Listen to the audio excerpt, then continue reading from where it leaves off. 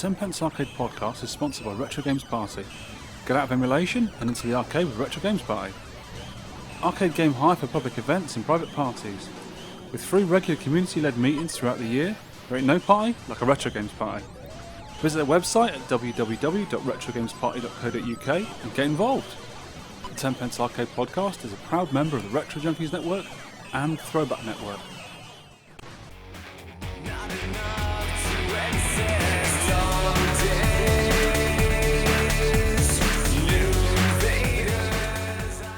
Good evening, Seattle. I'm Fraser Crane. This is the 10pence Arcade podcast. I'm listening. Not really, I'm Victor Mullen, but this is the 10pence Arcade podcast. And I'm Shaun Holly. And we have a special, he's special in a special way, guest with us on the podcast today, and it is... I don't see any red carpets, Vic. Where's the red carpet? Come on. He wants a red carpet. It's Alex Crowley, a.k.a. the old co-host. Have you missed me? Yes, of course we have, even though you live 2 doors up the road. Say it like you mean it, come on. Okay then. I missed you. I'm so glad to have you back. Yeah, get on with it. Thanks. How you doing, mate? Yeah, I'm really good, mate. Really good. Excellent. So, So, who's this imposter that's taken over? Huh? the great new imposter. How much are you paying him? We sent him a mug. Yeah, the money's a bit bad, actually. There's not Is very it? much in it. I bet you're to be getting more honest. than what I got. Hey, you've got coffee there, pal. Shut it. And this is also known as Sandwich Modding Podcast. So what have you got for us today on the Sandwich Modding Podcast, Shaun? Well, I've been doing a lot of research, and I have a peanut butter and cheese sandwich. Yeah. Now, you've got to get this right. The cheese to peanut butter ratio is very important with this. Yeah, what have you got, Vic? It took me a long time to come up with that, and I do actually eat that one. Really? So what have you got? None at all. I want to talk about arcade games, you fool. Don't you want to hear my sandwich? Go on then, give us a sandwich modding thing. Marmite and crisps. Marmite? Sandwich. Yeah. Marmite. You're Marmite dead and to crisps. me. Get out. That's just wrong. Marmite's awesome. Yeah. Oh, God. You And two crisps. both... It's got to be salt and vinegar crisps with the Marmite crunched together. No? I think we Never should had talk about arcade stuff because Marmite is vile. Anyway. Well, anyway. Enough of this ridiculous stuff we start Yeah. at the start of the podcast. What we're 'cause here for? It's just gone all wrong. I hope everyone liked the Carrington tribute I did last week, because I started off nicking Carrington's idea for the podcast. So thank you for letting us do that, Carrington. I didn't ask you. And Chaz and Dave were the most British band I could think of. Awesome I band. can't think of any more British bands, so we're not doing that again. We actually had a comment from K-Man Sweden, Yep. and he said, you stole Carrington's ad. Sorry, borrowed. Yeah, it was a tribute to No Quarter, because they are awesome. Anyway, let's get on to some arcade stuff. So, Shaun, firstly, what have you been up to since the last podcast we did together? Well, I have been gaming my little white beard off. I have been playing Pulsar as normal. Good man. You know, the game of the week. That is good, isn't it? It's a very... it surprised me, actually, how good it was. And I think I said last time I joined the Retro Gamer Forum Shoot 'em Up League, thinking I'd be really good. In the end, I've come 5th out of the 10 competitors Hey, that's not bad. on S-Braid, which is a bullet hell, so I like that. Yeah, those guys must be like top players as well. So half, 5 out of 10. That's pretty good. It's not bad, is it? It's very good, mate. I wouldn't get anywhere near those guys. What else have I been doing? I'm going through all the Tower Plan games because I just love that company at the minute. Yep. I think a Tower Plan special is on the horizon, isn't it? Oh yes, that'd be good. Yeah, we have to do a 0.5 episode and get some Tower Plan, Stroke Rising, Stroke 18 and all those guys together. Oh Do a yeah, special on those. Is Shoots as Outzone, heaven, wouldn't it? Outzone's toe plan, isn't it? Yeah, I think Let's see you play that. that's the game Shaun's been playing, Outzone. He's getting pretty good at it as well. Really? Yeah. Oh yeah, well, I say that. I was playing it with Luke Wells at Arcade Club last week. And he was fixing the pinballs, you know, a bit of maintenance and that. And I said, remember, we're going to have this competition. So he came over, had one go, and cleared off again. And I was trying to beat his score all night, and I couldn't do it. I got close to it, but couldn't do it. So I just sort of slunk off at 10 o'clock, said, see ya, and that was it. He has a habit of doing that. He just goes, just a quick one go, comes over, slinks a massive score in there, and then disappears and just leaves you to it. So- what have you been up to then? Me, myself, and I've been playing lots of Pulsar. I've been playing this game since I was about 7 years old. So it's quite a lot of years involved in it. And I I love it. Really like Pulsar. And when I got bored of that, you know your old rule where you said if you get bored of a game, don't start swearing at it, just turn it off, have a go at something else? Yeah. I've been doing what I normally do. I turn around in my little arcade room, I flick on the Cosmic Alien wall mount, and I've been playing that. And it is brilliant. I'm getting really into Cosmic Alien. Really like it. I got a score of 17,000 the other day, which is my best so far, I think. 17, that is good. Yeah.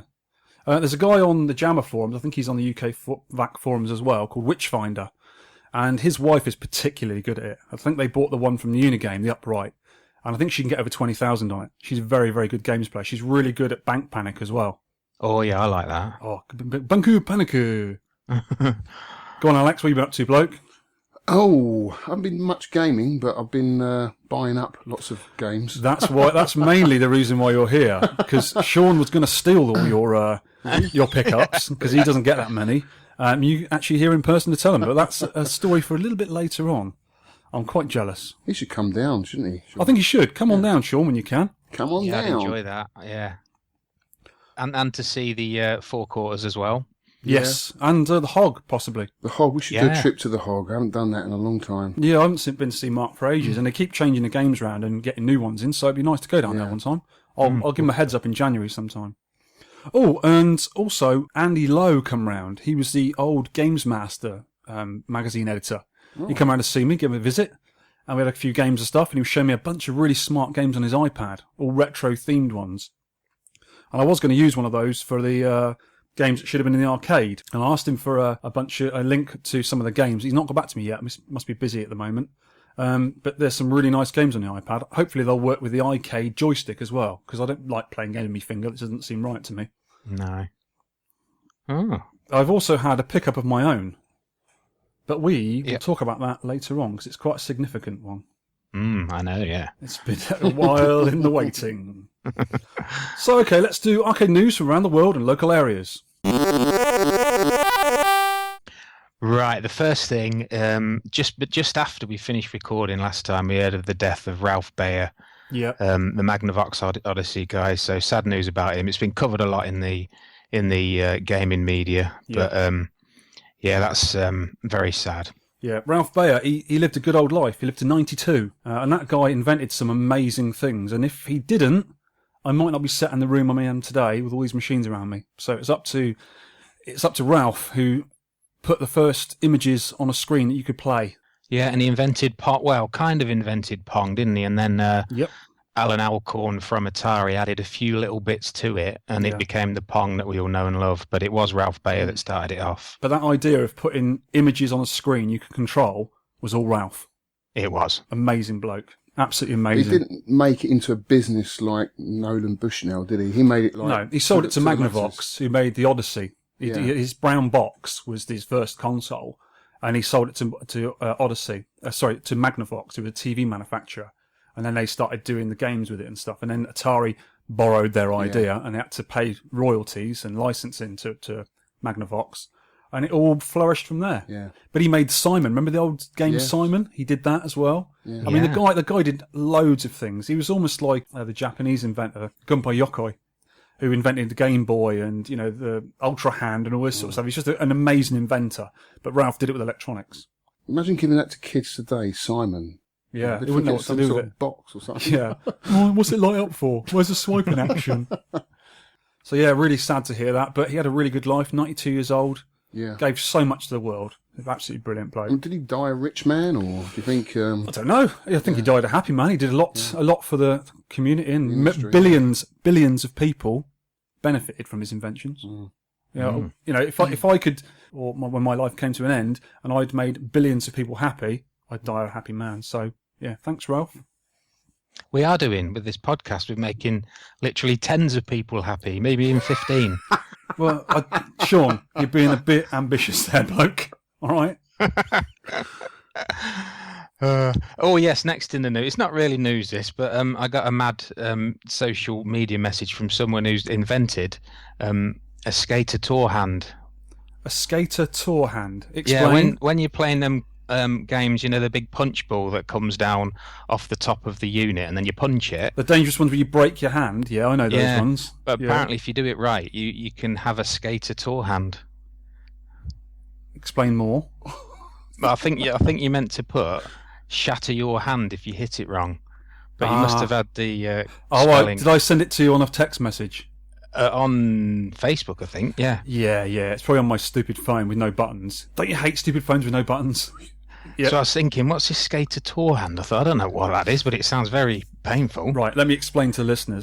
There was a video came on YouTube that someone sent to me, and it's basically a guy does it on slow motion. You know the punch bag things that Shaun just mentioned that you punch usually in pubs and fairgrounds, and you get a big point score if you hit it hard enough.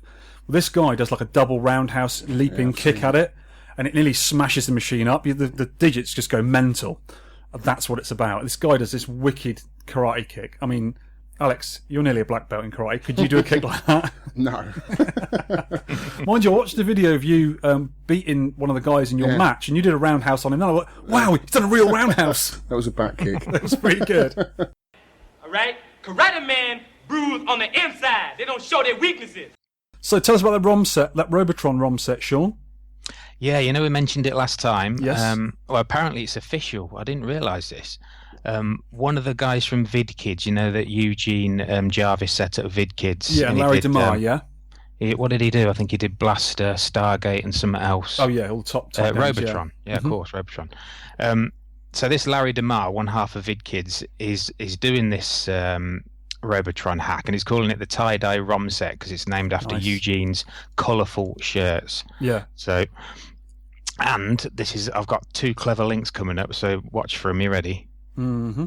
Talking of Robotron, I've just found out that Eugene Jarvis is one of the co-founders of Raw Thrills, one of those newish arcade production companies. Oh, okay. So he's still working in the business. Oh, right. Yeah. He's still heavily involved in it, and some of their games are Terminator Salvation, the Fast and the Furious series, Big Buck Hunter. Yeah. Oh, yeah, I know those, yeah. Yeah, and talking of Big Buck Hunter, did you see that? Good damn, isn't it? Talking of Big Buck Hunter, they've got a Big Buck World Championship, and I'm not so keen on the game shooting deer and elks and stuff. I know it's a bit hypocritical, really, because you shoot loads of blokes and stuff on the games, don't you? But yeah, when you got a little Bambi there, but they're delicious. Venison. Yeah, absolutely. They've this Big Buck World Championship. They've got a zombie mode announced called Doe of the Dead. Oh, nice pun. So that sounds like it's going to be a good fun. Is that in a Naomi, like a Crazy Taxi Cab? No, I think it was an upright with a gun. Oh, was it? It's a gun game. Yeah, this sort of reminded me of House of the Dead and all that sort of business. I played that Jungle Safari. Have you played that? That was in a sort of Crazy Taxi. Oh, yeah, Jambo. That's really good fun. Oh, right, I never played that one. I've seen it loads of times in some of the more modern arcades. You've got to lasso the creatures. Oh, right. The vibration of the creature trying to get away nice. comes through the steering. Oh, cool. It's really cool. I've always seen those. I don't really try the new modern game. I should a bit. Well, this was in a private collection. I wouldn't have put money in it. Okay. Yeah, they're £1 each normally, aren't they? Yeah, no. 10 times a 10 pence? Oh, no. There's loads of them, them Big Buck Hunters. There's Pro HD, and there's loads of them. I know there's a Big Buck Hunter pinball. Is there? And it's a lot of fun. They had it in Goodge Street in London when the Casino Arcade was still open. They had one in there. They used to get them quite often, the new ones, the brand new ones. And they had it in there, and you get one of the, I think it's a multi-ball option. When you get the multi-ball up, a deer sort of at the top of the screen, a toy of a deer, charges backwards and forwards. You've got to hit it with a ball as it's going back. It's really cool. It's a really cool game. Right, more news. Sega may be developing films and TV shows based on some of their IPs, like Altered Beast, Golden Axe, Crazy Taxi. Rise from your grave. Yeah, I love that. I love that saying. It's better than the actual game, isn't it? But yeah. So watch out for that. I'll put a couple of links in. If you put a couple of links in the show notes, absolutely. I can't see him doing loads of series. It might just be 1 or 2 things that they do, but they have announced it. Nintendo are doing that as well. They're making short films with Pikmin and stuff like that, which you can actually download and pay for on the Wii U. They're actually going to make films with them. Okay, some of them are really good, actually. I think Pikmin would do well as a cartoon. I take it. Yeah, like a cartoon, animated, and all animated, designed by Shigeru Miyamoto. He's behind it all. They'll be beautiful then. Yeah, it looks really good. They're available now, some of them. Ooh. You can. I'll try and find some notes, some links, and I'll put them in the show notes. So I guess Sega's doing that as well. I don't really agree with a lot of these films coming out in real life mode, where they use real actors. No. Because stuff like Mortal Kombat and Street Fighter were dreadful. Yeah, absolutely dreadful. That was a while ago, wasn't it? But when they animate them, the animated Street Fighter and Street Fighter Alpha are really good films. They're sort of good anime films. And I think if they animate them well, that would do really well, I think. So yeah, I agree with that, but not the live action ones. They're a bit meh. Do you remember me mentioning the Derby Game Convention, which is next February time? But it didn't reach its £4,000 funding target. Dole. So they're going to refund everybody. I've got my refund. Oh, okay. That's a bit of a shame. Is it not going ahead now then? Yeah, they said they're going to still do it. Well, at this minute, they're still going to do it, but in a smaller venue. Well, that'd be cosier at least, I think. Yeah. Oh, cool. Good luck to them. I hope it still goes ahead, because it's like in the sort of first half of the year when there's not a lot going on. I know when's the South Coast Slam normally on? March. Ah, right. So it is quite near there. It's like beginning of Feb. Alex and I always go to that because it's quite close to us. And that is a good show. Really good show. Good, yeah. That's, I think, the only one I didn't go to last year. I'll have to go to that next year. Yes, you will. Definitely. Yes. Well, the Derby's not that far from us, really, so that is probably one I will be going to. So I hope it goes ahead. I like going to the Was that shows. the one that was really busy and they couldn't get in, hardly? No, don't think so. The Derby game has never been done before. Oh, right. So that'd be a new one, I think. It's always nice to have a new show, I think, especially so close. Mm. I've got on my notes here a new barcade called Brewcade in San Francisco. Yes. Oh, they always get the best things, the Americans.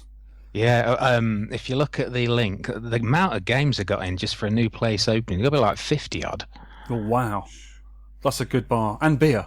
Yeah. Marriage made in heaven.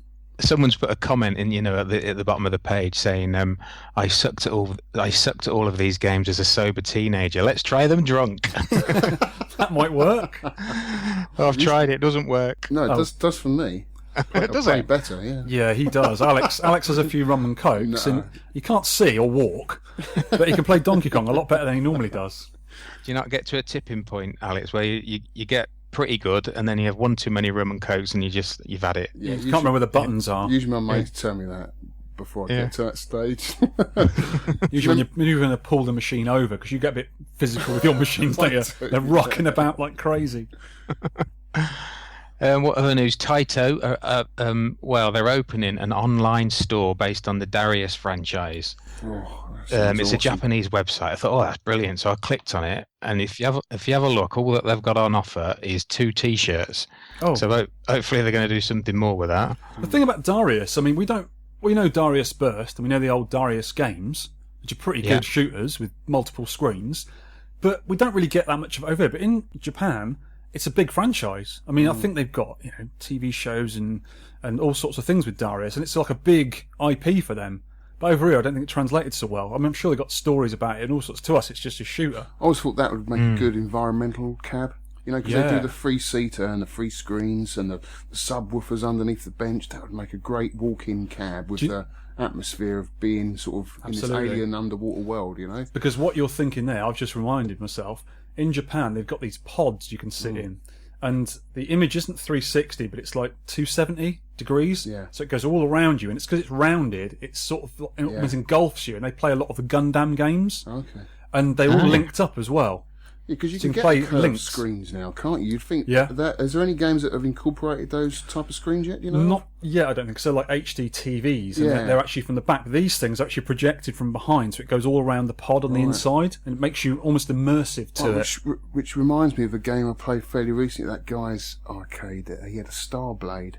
Yeah, tell us about the guy you met recently. Yeah, this is lovely chap, young fella. Mm-hmm. And it's funny because I just noticed he was selling a Star Wars pod racer on eBay. Yeah. And I just noticed that he came from Tenton. So I just... Which is about a mile away from us. Yeah, and I just said, I see you selling this pod racer. Have you got any more? Do you want to be my friend? He said, yeah, I've got an arcade. Yeah. Well, I'm always looking for someone more local. It always surprises me. They're all up north, aren't they? Yeah. It always surprises me when you find out, locally, I met you. Yeah. If someone locally who's interested in the same things we are, arcade machines, and you go to meet them or you want to buy some off them or you invite them around or something, get friendly with them, and they've got a massive arcade or some really cool machines. Why aren't you on the forums or the sort of... Why aren't you my friend? Yeah, and they say, oh, what forums? And he's like, How do you get all these? How did you amass all these machines and can fix them and they're all working without knowing anyone in either the industry or who's good at fixing them? Well, this guy Harry, he's on the forum. Oh, he is now. And he's got a garage, and it's this one cabinet takes up pretty much a third of his games room. Wow. Starblade. Have you seen it? Yes. It Sean is had one in unbelievable. at the barn in I'm Exmouth. pretty sure Bruno had one, but I must have just passed it by. You know, It's really big. it's massive, and the monitor, because this is what reminded me, the monitor's behind you and projects onto like a convex screen. Yeah, it's really bulbous and sort of, you've seen it. Yeah. I don't think I played it. I think it plays a bit like Star Fox, doesn't it? That sort of It plays 3D just like polygons. Star Fox, yeah. It's very fast though. They're moving them around quite quickly. I really enjoyed playing it. Because the cabinet is huge and it's got some like 2-inch diameter steel bars holding the thing up. And it's really big, isn't it? And you have to climb into it. You know how awkward I am getting into it. Did you fit your big bum in it? Yeah, just about. You know. I find that so difficult nowadays. I mean, I'm not fat, neither's Alex. Well, we're a bit podgy. We're 40, you know. I'm a bit but podgy. If you try and get into like an Outrun Deluxe, yeah, it's almost impossible, isn't it? Yeah. When I was a kid, I used to rattle around inside. you You get just your jump mate in and out, didn't you you, get all your the mate in time? there with you and Yeah. sat by the side of you. Now, no chance. You're just trying to get your silly knees in. Oh, my hips got stuck.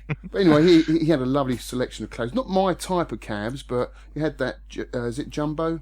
Jumbo Safari. Jumbo Safari. That was quite fun. He had a Pac-Man pinball. What do you call it? Baby Pac-Man. Yeah, that's a rare And cab. a Granny in the grey gaiters. Yeah, that's also very, very rare. Which wasn't working. He was trying to get that going. And he was asking me to get it going, like as if I know anything about it. What you should have done is given Shaun a shout. Yeah. Get that green thing with them black bits on it out. I'll sort that out for you. He had an amazing. He had a Family Guy pin, and which was really funny. That kept just farting in the background. Have you heard it? I farted.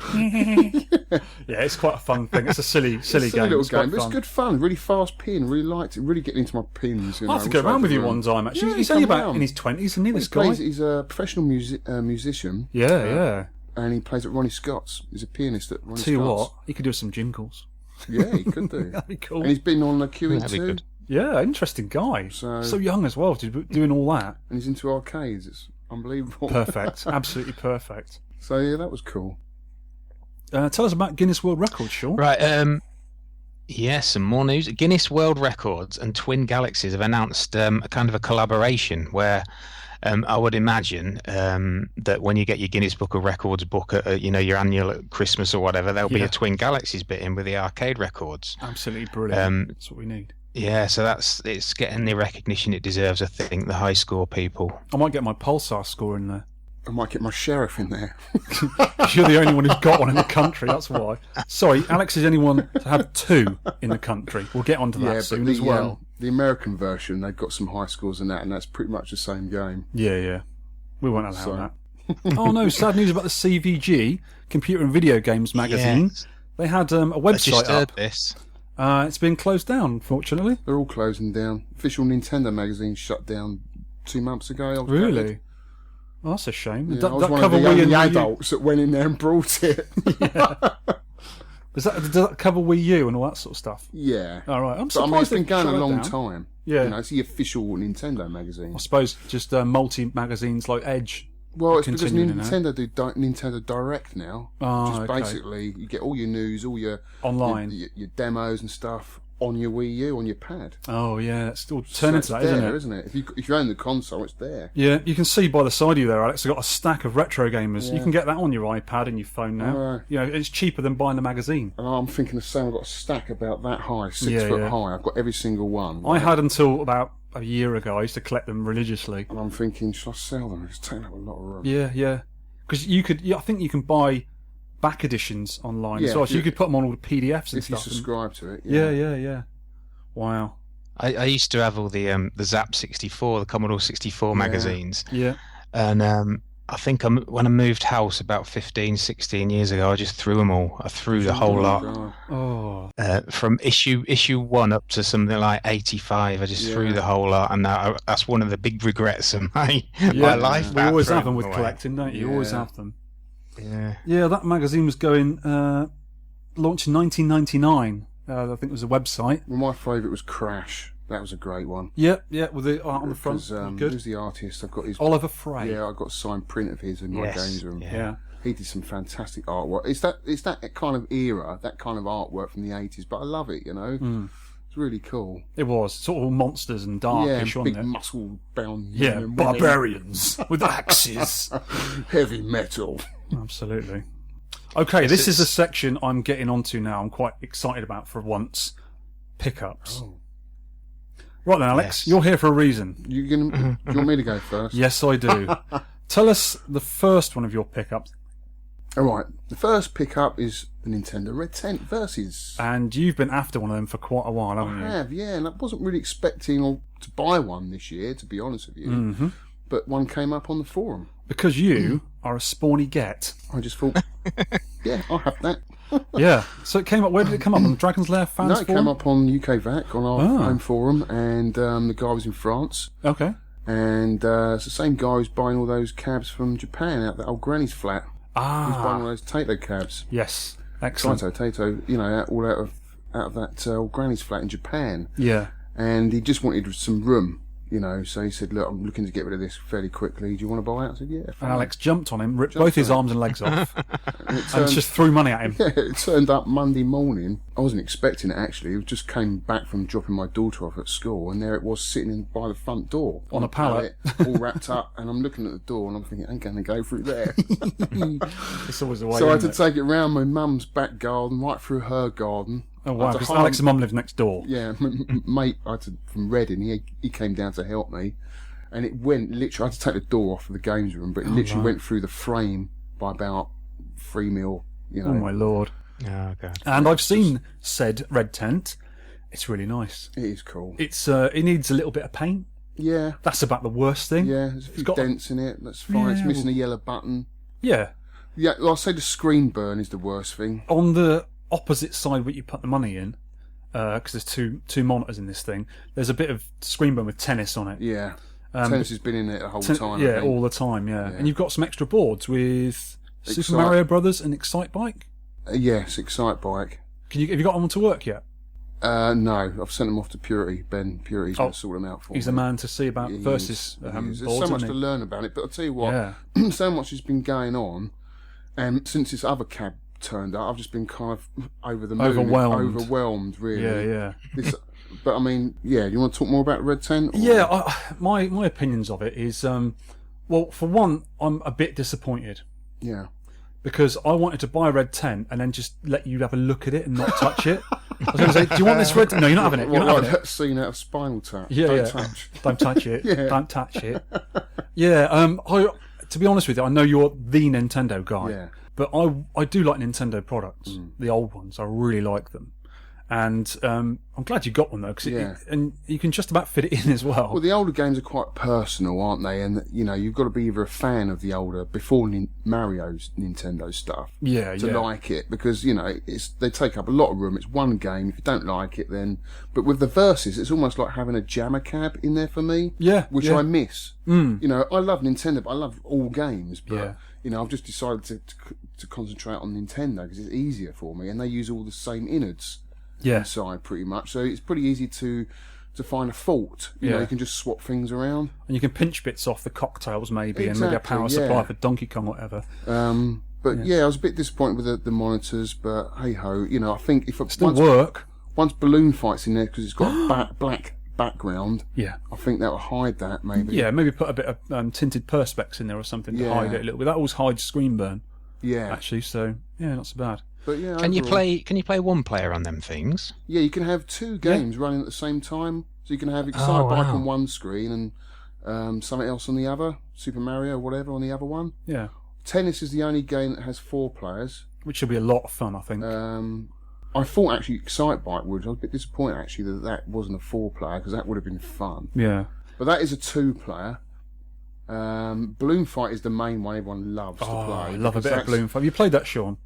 No, it is like something, isn't it? I've forgotten what it's Joust, like. Very like Joust. But it's Joust, yes. Yeah, right. it's similar to that. You've got these guys that pump up these balloons, and they look a bit like the balloons out of the battle game in Mario Kart.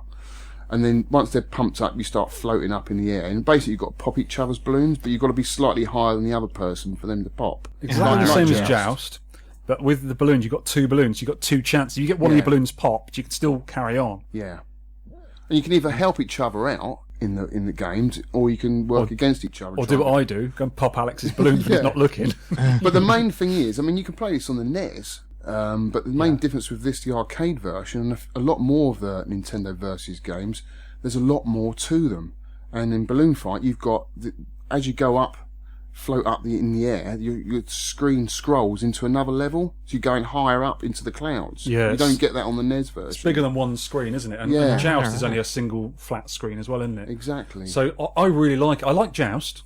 Davo's got a nice Joust we're playing the other week, but I like Balloon Fight better. Yeah. And also, with Balloon Fight, can you play it across from each other? Or you've got to play it on the same side? No, across each other, that's the whole thing. Because the Nintendo Tent has got two sets of 2 controls and 2 monitors. You can play across the road from each other as well as side by side. Yeah. And there's a game on there called Wrecking Crew. It's a lot of fun as well. And as you go, you've got a flat screen and you go through doors. And as you go through the doors, you go onto the screen on the opposite side.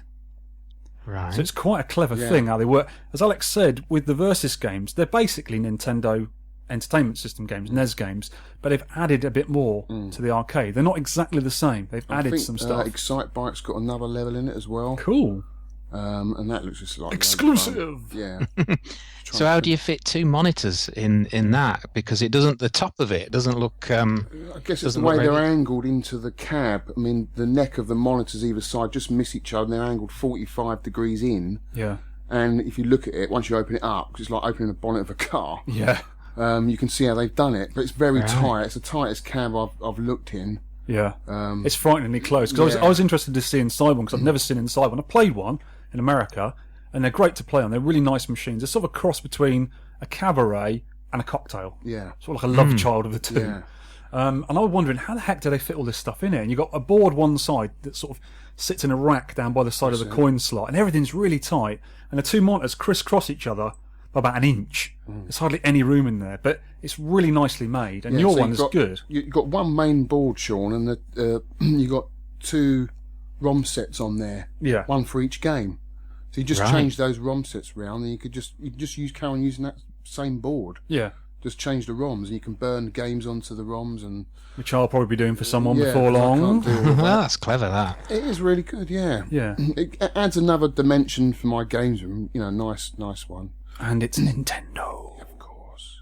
I'd never even seen one. I think the first time I even heard about them was Ben, Purity. He mentioned earlier on this year that he had one, and I said, a Red Tent, what's that? I'd honestly never seen one. No. Yeah. Well, I think you know a bit more. You've probably seen more in America. I think they're quite they're not common, but I would say they're sort of uncommon. Same as America, all over every story. There's a few.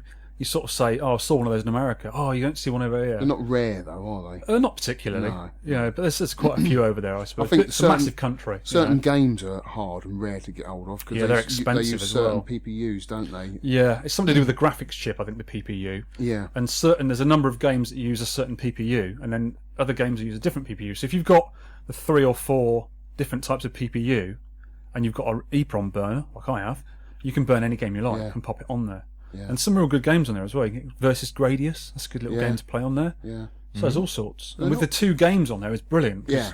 2 people can play one game on one side, and 2 people can play a completely different game on the other side. Yeah. Versus each other or whatever. So it's really quite small. Really cool. You'd be quite tight together, which is we don't mind, do we? Cosy. I call it cosy. All right, let's get on to my pickup. I've actually got a pickup this week for a change. By the side of Alex is Death Race. I can smell the oldness in it. Yes, the Death Race is finally here. It arrived this week on a big truck, all nicely wrapped up by Super Uli. It's certainly your sort of cab, isn't it? It's a bit goth, isn't it? You're goth, aren't you? Yeah, I'm going to do a really good resto on this. I'm committed to doing it now. It's in a little bit of a state at the moment, which I was totally aware of. I was sold it in that notion. No problem with that at all. It needs some work, but it's not impossible. It's got every single part to make it work, and I've been told it works fine.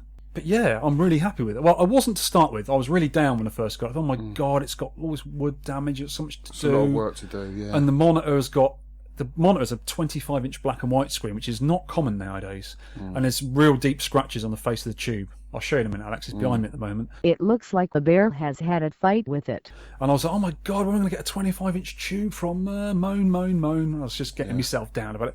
I do this every time I get a project cab. I did it with Donkey. Yeah. I did it with Donkey Kong Jr. and I did it with Dig Dug. I both got these off of Shaun, and Shaun did me an amazing price on both the cabs. He thought of me when I bought them, and I was like, I didn't expect it to have a hole in it, and me. And then Shaun was like, do you want to get your money back? I said, no, it's just me. It's okay. Moaning. And within about a couple of weeks, I'd had it filled, painted, nice new bits on it, all working, and I'll never get rid of them. No. But that's what you do when you get a project. I'm thinking, it's going to take me forever to do it, and I can't get this. Just do it one step at a time. Get the filler out, get the sander out, get it stripped down, get the Hoover in there. Vacuum cleaner for anyone else listening out of the UK. Inside, was it? Yes, it had lots of German dirt and German spiders in it. It came from Germany, you see. And it's massive, isn't it? It is huge. It's about 1.5 cabs wide and quite deep. Yeah.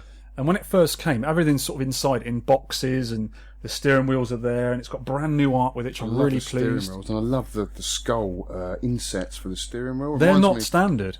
Are they not? Yeah, Ulrich, the guy who sold it to me, thank you, Ulrich, sent some of these things with it, and it's got brand new steering centres off real cars, and I'm going to glue these like they're almost like a 3D skull. Yeah, that you'd have it on the end of a cane. Yeah, if you're a sort of goth pimp. If you're a condor man or something.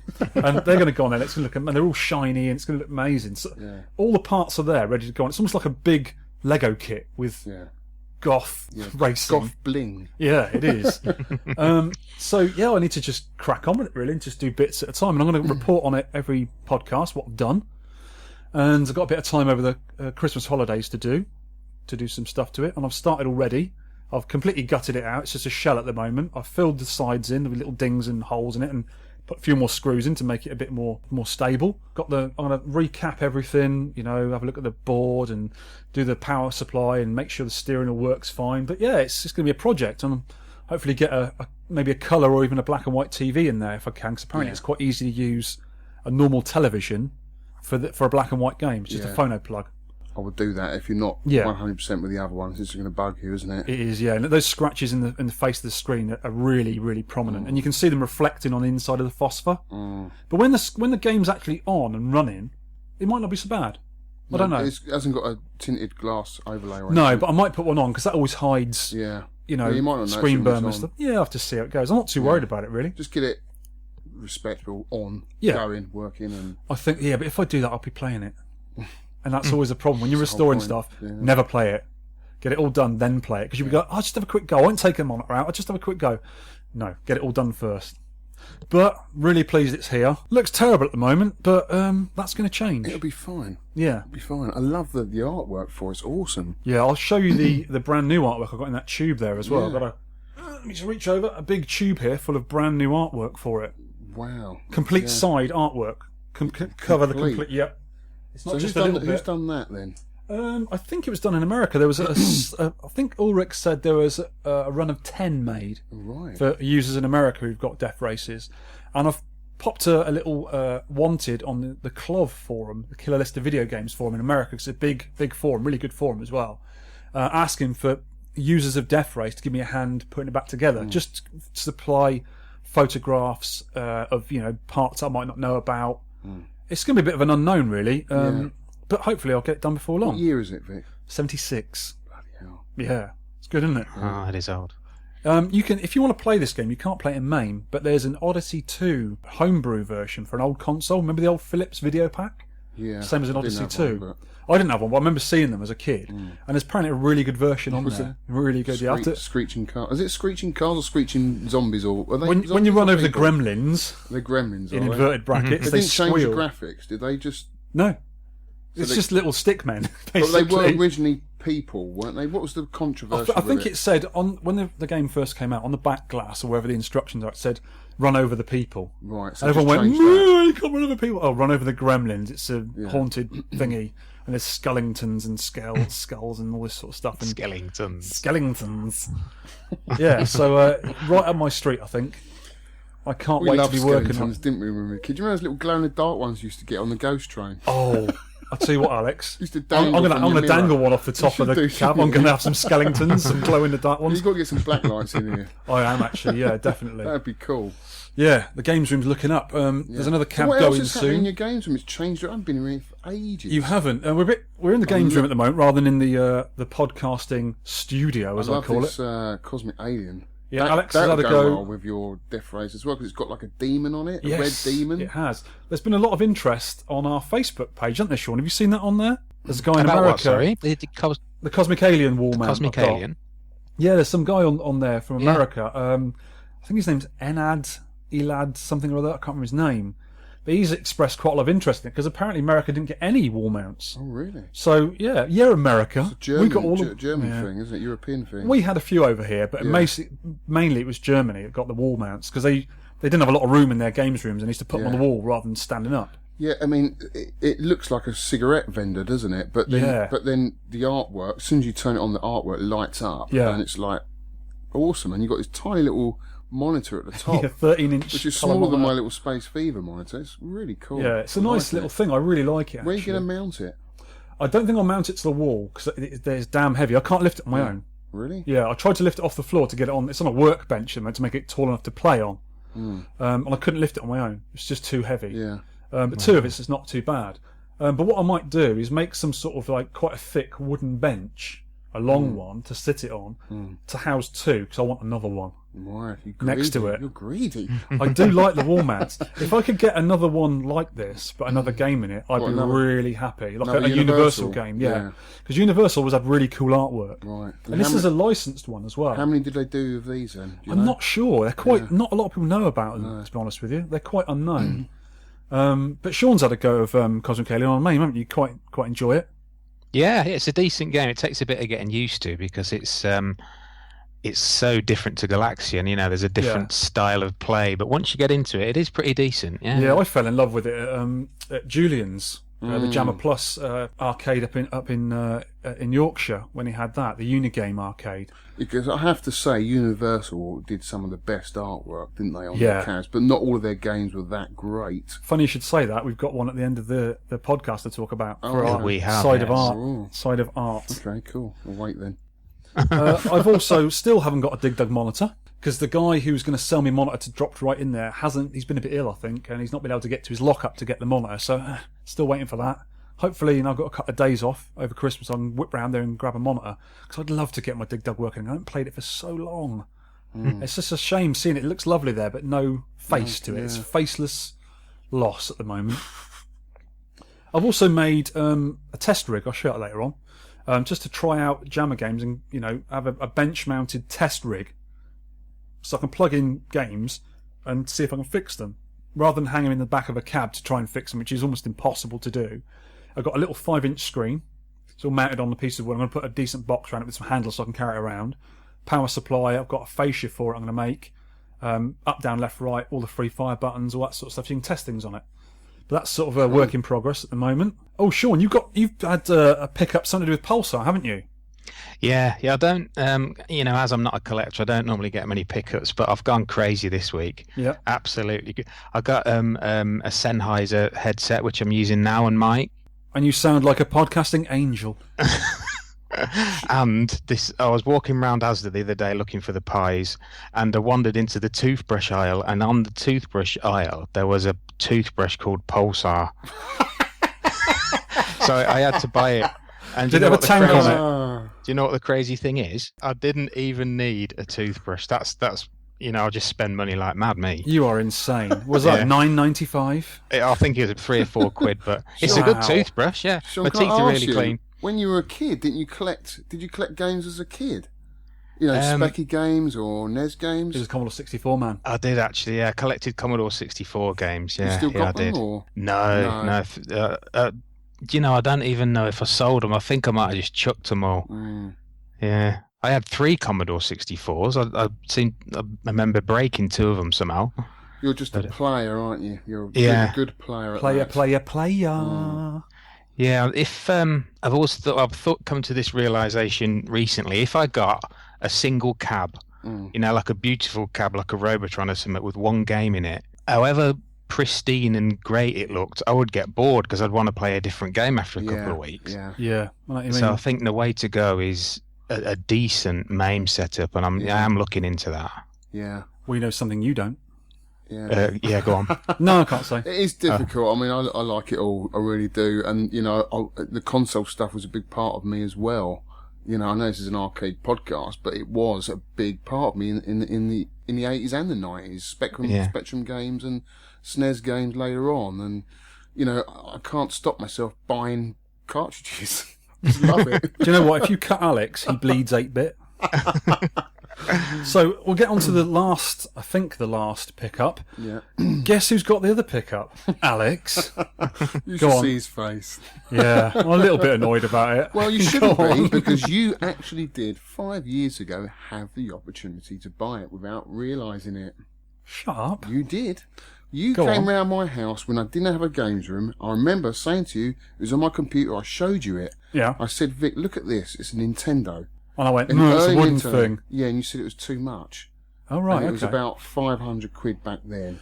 But I have to say, I mean, I didn't know how uber rare this cabinet was. Go on, reveal yourself. No, not like that. Well, because I'd seen this game before, right, I knew it was out there, but, you know, until you actually see it again, you can't 100%, you know, say it is. But Yeah. it was on the flyer. See, I've got a Sheriff upright arcade machine, and on the flyer for Sheriff, it's got two other cabinets. The normal tabletop with the white top, which I've seen. Yeah. There was a guy in London who had that and showed me that. And I Yeah, went it's a round lovely and machine, I fixed isn't it? it, didn't I? And I tried to buy it off him, and he wouldn't. Yeah, have he's it. had it in his family for like 25 years, and he's got just real wouldn't sell it. sentimental value. And then I went to it, away hasn't over to Bruno. I did the thing for podcast, didn't I? And bought the upright version. he? Yeah. And then good friend Muddy Music just texted me one day, "There's another Sheriff on eBay." And you went, say what? Yeah, because I have got every known search for Sheriff on my eBay. Yeah, he's got people on Even it. misspelt sheriffs. Yeah, yeah. So I get yeah. all sorts of things. But this came up as rare Sega arcade game. Didn't Yeah. came up as Sheriff. Mm. And then when you look at the listing, it's like, blimey. Yeah, you've had it on there for like 5 or 6 And years, haven't you? I'd known it straight away what it was. And I went straight, buy it now. Bosh. And I'll tell you why I paid for it. I paid £350 for it. I hate you. Get out. You know? So this for the listeners who are sort of trying to work out what it is, it's a tall cocktail cabinet Yeah, of the quite rare game Sheriff. Yeah. Sheriff is a brilliant game. Not many of them around. I think Exidy made a version of it, and so did Sega. They licensed it in different cabinets. And Alex has got the upright, as he said, which is beautiful, all working perfectly And now. rare on its own. Rare on its own. There's only one in the country. So there's two known in the world. Yeah, and you went to get it from Belgium. You were that desperate Yeah, to have it. And exactly. right, you were to get it from Yeah. Belgium. Wow. It's a really nice game. It works nicely. I hate the joystick. Yes. It's really clunky, horrible, isn't it? isn't it? But the game is brilliant. You'll like this one, though. Yeah, I need to come around and play The it. sticks are a lot better. And he got this cabinet. It's quite a tall thing, isn't it? In Japan, they're called cocktails, and they call the white tops the tabletops, which makes sense because if you Okay. look at the flyer, it looks like a tall cocktail Tall enough to glass. put your drinks on when you stood up Yeah. next to it. Yeah, I get it. And it's unbelievable, Vic. It's Yeah. like it's never been in an arcade. Yeah. It's only got 6,000 plays on it compared to my 27,000 on the upright. Wow. So you know it's never been in an arcade. No, it's definitely not. immaculate. Absolutely immaculate. There's only one dent on it, and that's on the ashtray. There's Yeah. ashtrays either side. Yeah. With cigarettes still in it. That's definitely Japanese because they still smoke in the arcades It's in got Japan. all the it's a Japanese cabinets. It's Do got they? Japanese writing all over it. It's Cool. got a Sega plate. Yep. A boilerplate. Yeah. So we didn't even know this game existed in this particular cabinet because there's no pictures of it on the internet. No one's got one anywhere.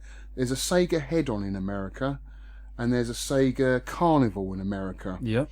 They're the only other two cabs known, but no one's ever seen a Nintendo game in this particular cabinet. Yeah. And because it's a different colour on the flyer, we didn't actually think... Yeah, there was me and Alex. We talk on WhatsApp quite a bit, and we had a massive debate on it, didn't we? Yeah. Because I was saying, no, it's definitely not Nintendo. He was, no, it's Nintendo, obviously. Nintendo. Yeah. And the actual cabinet is a Sega cabinet because, as you said, Carnival and Head-On came in this cabinet, and I think Teague, who's a new user to UK VAC, American guy, does a lot of really cool videos.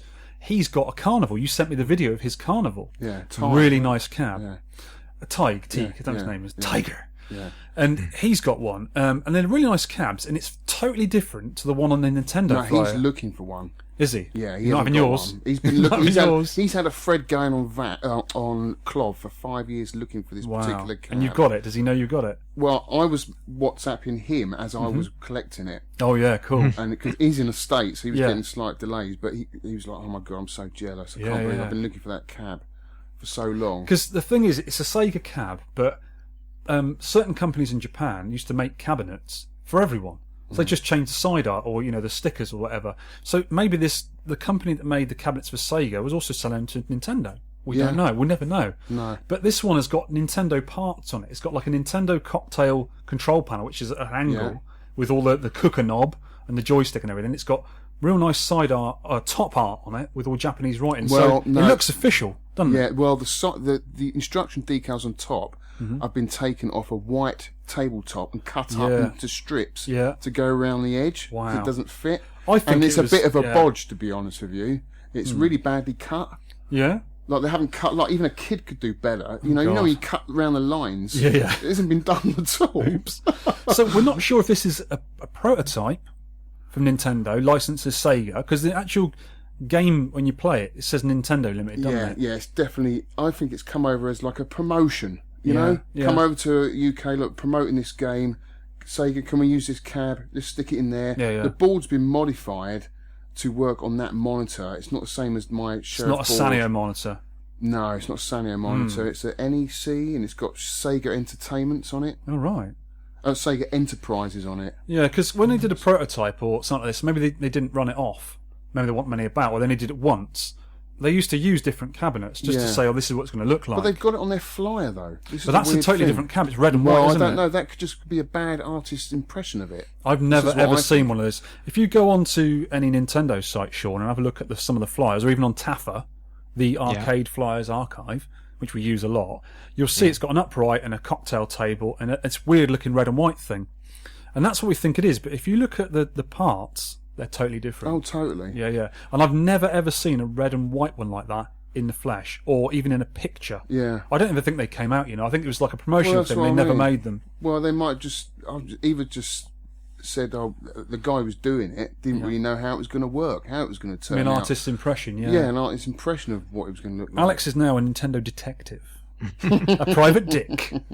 How do you rate the game, Alex? Is it up there with the best Nintendo? No, it's not the best Nintendo I think game. it is. But what's more significant for me, and this is significant for Nintendo collectors and arcade collectors, now we know it exists. That is the cabinet, okay? And Nintendo did put them in those, okay? No, it's not one of the best games. It's a fun game, but like all old games, they're quite basic, aren't they? You have your little game. It's not a game you're going to try and get a world record on, really. Although I could, because I'm the only person who owns it. But it's not like, you really want to come back and get a real high score on it, like Donkey Kong or Donkey Kong Jr. It's just a lovely, fun game, and it was done by the artwork was done by Shigeru Miyamoto, so it has that appeal for a Nintendo collector as well. I disagree. I really like Sheriff. Sheriff is a game like Pulsar we're playing. Yeah, I used to play as a really small kid, 7, 8 years old, and I used to play it. And I remember Sheriff as always being yellow. Yeah, it must have had a screen with a yellow phosphor on it. Yeah. Because I think the XD version is black and white. And it's called Bandido. Yes. It's a slightly. They just changed it a little bit. It's exactly the same game. Oh, it's a great game. I'm not saying it isn't, but I really he was asking like it. whether it was the best in my collection. It's not the best game. I mean, Junior is always going to be my best. It's got so much depth to it. Yeah. But yeah, that's a fun game. It's amazing. It looks like do you know what it looks like? One of those old 70s drinks cabinets. I'd love one of those in the house. Because you open it up. Yeah. You're hoping to see a nice load of whiskey in there, but it's just all electronics. I expect you've put some gin, no, I'm rum not in going to there. make that mistake. Yeah, Alex, no quarter 113. I'm just checking it out. They did. They've just reviewed Donkey Kong Jr. Have you listened to that? I have. I listened to it on the way here. Actually, did you laugh at their scores? Yes. They love it. Played enough on it. They reckon it's better than Donkey Kong. Actually, I agree. Don't know about that. I think it is. I tell you what. When I listen to No Quarter, as I do every Monday when they come out, whatever, I thought to myself, because my Donkey Kong Jr. is right in front of me, and it's had Donkey Kong in it for forever. I might just whip Donkey Kong Jr. back in there and see if I can beat my score, because I think my score was about 150,000. Well, yeah. And you're close to 200,000, aren't you? Our games on Junior are longer, aren't they? Yes. Yeah. Because don't we last started on that one when you first got yours, and it was in my house. Yeah. And then I got Donkey Kong later on and put that in there, and we started playing Donkey Kong a lot. I think Donkey Kong is a much more unforgiving game. It's a lot harder than Junior, for sure. Everyone says Junior's a little bit easier, but I'm better at Donkey Kong. Yeah. Maybe it's just I played it a bit more. Yeah. What sort of scores you on with Donkey Kong, Shaun? Is that your kind of game? Donkey Kong, not really. I never really got into it. You can't shoot stuff with your monkey, so... You're more of a shoot-'em-upper. Yeah. There's no bullets in it at all. No bullets. Wait, what about Donkey Kong 3? Yeah, have you ever played that? You'd like that one, I into think. it, could you? Yeah, you covered it, didn't you? But there was some. What was it about that? Oh yeah, you couldn't fire your bullets at the top of the screen, could you? No, it was kind of like a shooting platformer thing, wasn't it? Yeah, that's a good description of it. Yeah. And I did try. I really tried to get into it, but in the end, I just thought it's okay. I wouldn't say it was brilliant. I do know there's people like Alex, yourself, and that who love it, but I would just say it's a 5 out of 10. Yeah. The thing with Donkey Kong 3 is it's like a lot of games I find. I think you're the same, and you're the same, Shaun. Really love it. Love everything about it. Love the artwork. Love the idea of it. Love the IP. But we're really bad at it, and it sort of puts you off a little bit because you're, I really like it. Do you want to have a game? Nah. Some rubbish at it. Some people play games like, the World Champions, just non-stop one game. I mean, it's great to have a high score and all that, but just to put that much time, dedication, just one game, I don't know. I'd hate to look at that game, or if once I'd got that high score, you don't want to go off it, I wouldn't want to go back to it. Yeah, I don't want to. My favourite games that I actually got in my arcade, like Donkey Kong Jr., which has got Donkey Kong in it, and Dig Dug and Cosmic Alien, they're keepers. They're never going to go anywhere. Yeah. And I don't want to get a world record. I never would. I'm not that They're good. a bit of fun, aren't they? But I wouldn't want to get it, so you're playing it for hours and you get bored of it. But that also segues me onto something that happened recently. A friend of Alex and I think you might know him as well, Shaun, a guy called Al, who's called Pac-Man on the forums. Yes. He got his first kill screen at Donkey Kong. I know. I saw this. 800 and something thousand. Well done, Al. That is well amazing. done, Absolutely amazing.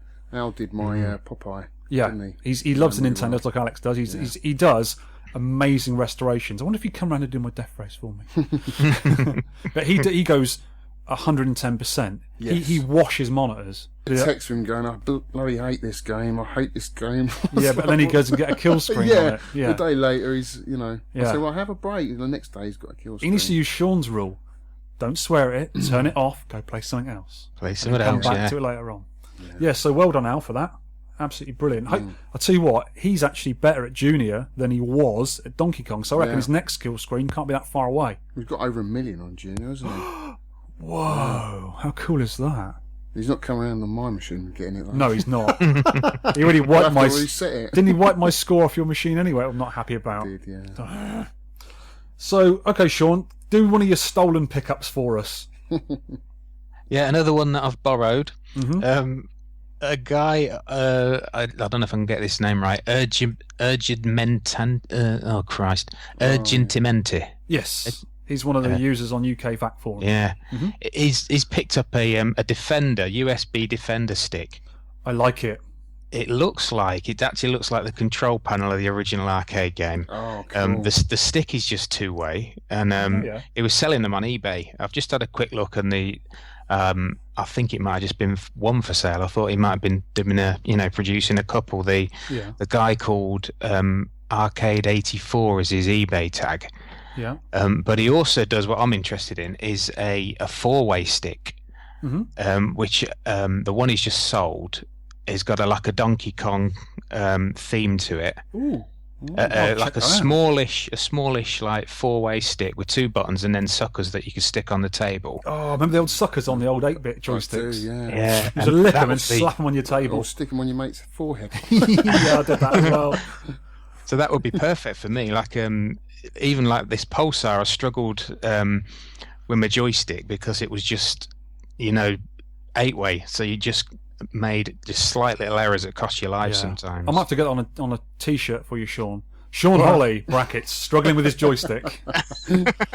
Is that my excuse, is it? Well, yeah, I use it a lot.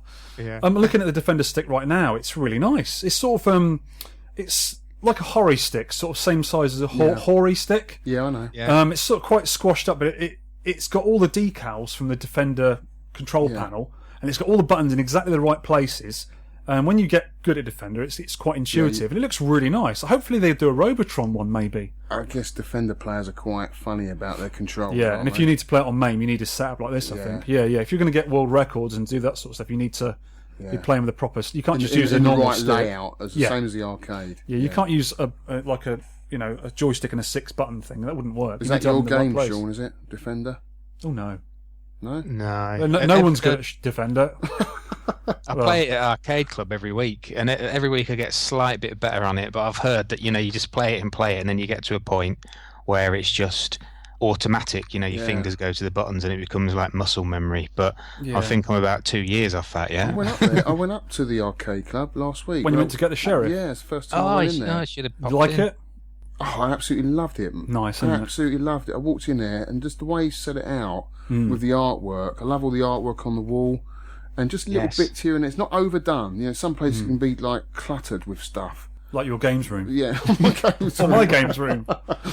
But it's just well done. I love the layout of the pins. It's got some awesome pins. I love that Judge Dredd pin. That looked awesome. It's pretty cool. Really cool. So if anyone's going up north on a Saturday, £10 will get you into Arcade Club, and it's amazing. Go there. Yeah. I am going. We're recording this on a Saturday, so I shall be there in about 2.5 hours' time. That's why we're doing it early, you muppet. Yeah. So okay then, that's all the pickups and stuff done. Let's get on to a bit of feedback, Sean. Right, yeah, we've got some nice feedback again. Thank you, everybody. We've got Dana from the US. She says, hello from Central US. Love the podcast, guys. Have been here from the beginning. Liked it from the start, and you have quickly moved to my favourite podcast from the 200 million I listened to. 2 dozen, she said. All right, yeah. Just trying to big it up a bit. Yeah. I really appreciate how you can keep it family friendly and still be entertaining. She goes on about all the crude jokes that are on some of the others. Yeah. She says they're funny, but now she's 47, they're not so funny. They were funny when she was a teenager, Yeah. And then she said, quick question, one of you guys, I forget who, that was you, me, had a spreadsheet of all arcade games that they started. They are a right nerd. She's put in capitals. Yeah. No, I made that up. That was me. Would you like to share? Well, I replied to her. This spreadsheet, I looked at it, and it's actually 3 spreadsheets with different bits of information. So I need to get it all together, and then eventually, when I sort it out and I'm happy with it, I might just sort of post it somewhere. That'd be pretty cool. Yeah. Also, we'd like to know if Dana, we believe she's a lady, might be a bloke, we don't know. So we want to know if you've got any arcade cabinets, Dana, because I don't know of any female collectors. I only know a few women who play arcade games, actually. And we want to know more. Tell us a bit more about it. Do you collect them? Do you fix them? Have you got any really good high scores? Get back to us, Dana. We're really appreciative of your feedback. Benson Rad again, a regular writer-in. Listener 4. Writer-in. Is that a thing? Writer-innerer. That's yeah. the one. Writer-innerer. Writer-innerer. He says, very good once again. One thing I've noticed with Shaun, he certainly burns up on his info beforehand. Oh, yes. I do about almost 20 minutes research before every podcast. I put my 5 minutes worth in as well, so don't forget that. I never used to do any. Just turn up. He just turns up like a naughty schoolboy being late for a lesson. I actually really enjoy it, doing all the research. It's something I've really got into now. When I have the time to do it, when I'm not flipping working till God knows o'clock. That was the trouble with me. I never had the time, to be honest with you. Yeah. Sean's just lazy. He doesn't want to work. No. Don't tell his boss. I can't do anything at work. Can't even go on the internet. You get sacked. Oh dear. Well, no, you don't. But there's, you can't do it really. I've tried. About it. Benson said that the research really detailed. The podcasts are packed, which is a good thing.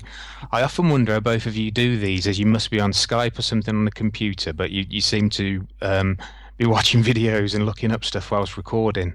They are actually both high on fizzy drinks and candy. Sort of true. We do it via Skype, but Alex is in front of me at the moment. I've got magazines I look through. He does. He's got all the old magazines, which is probably the best source of information. We do a lot of that, and we use an online notebook sort of thing, don't we?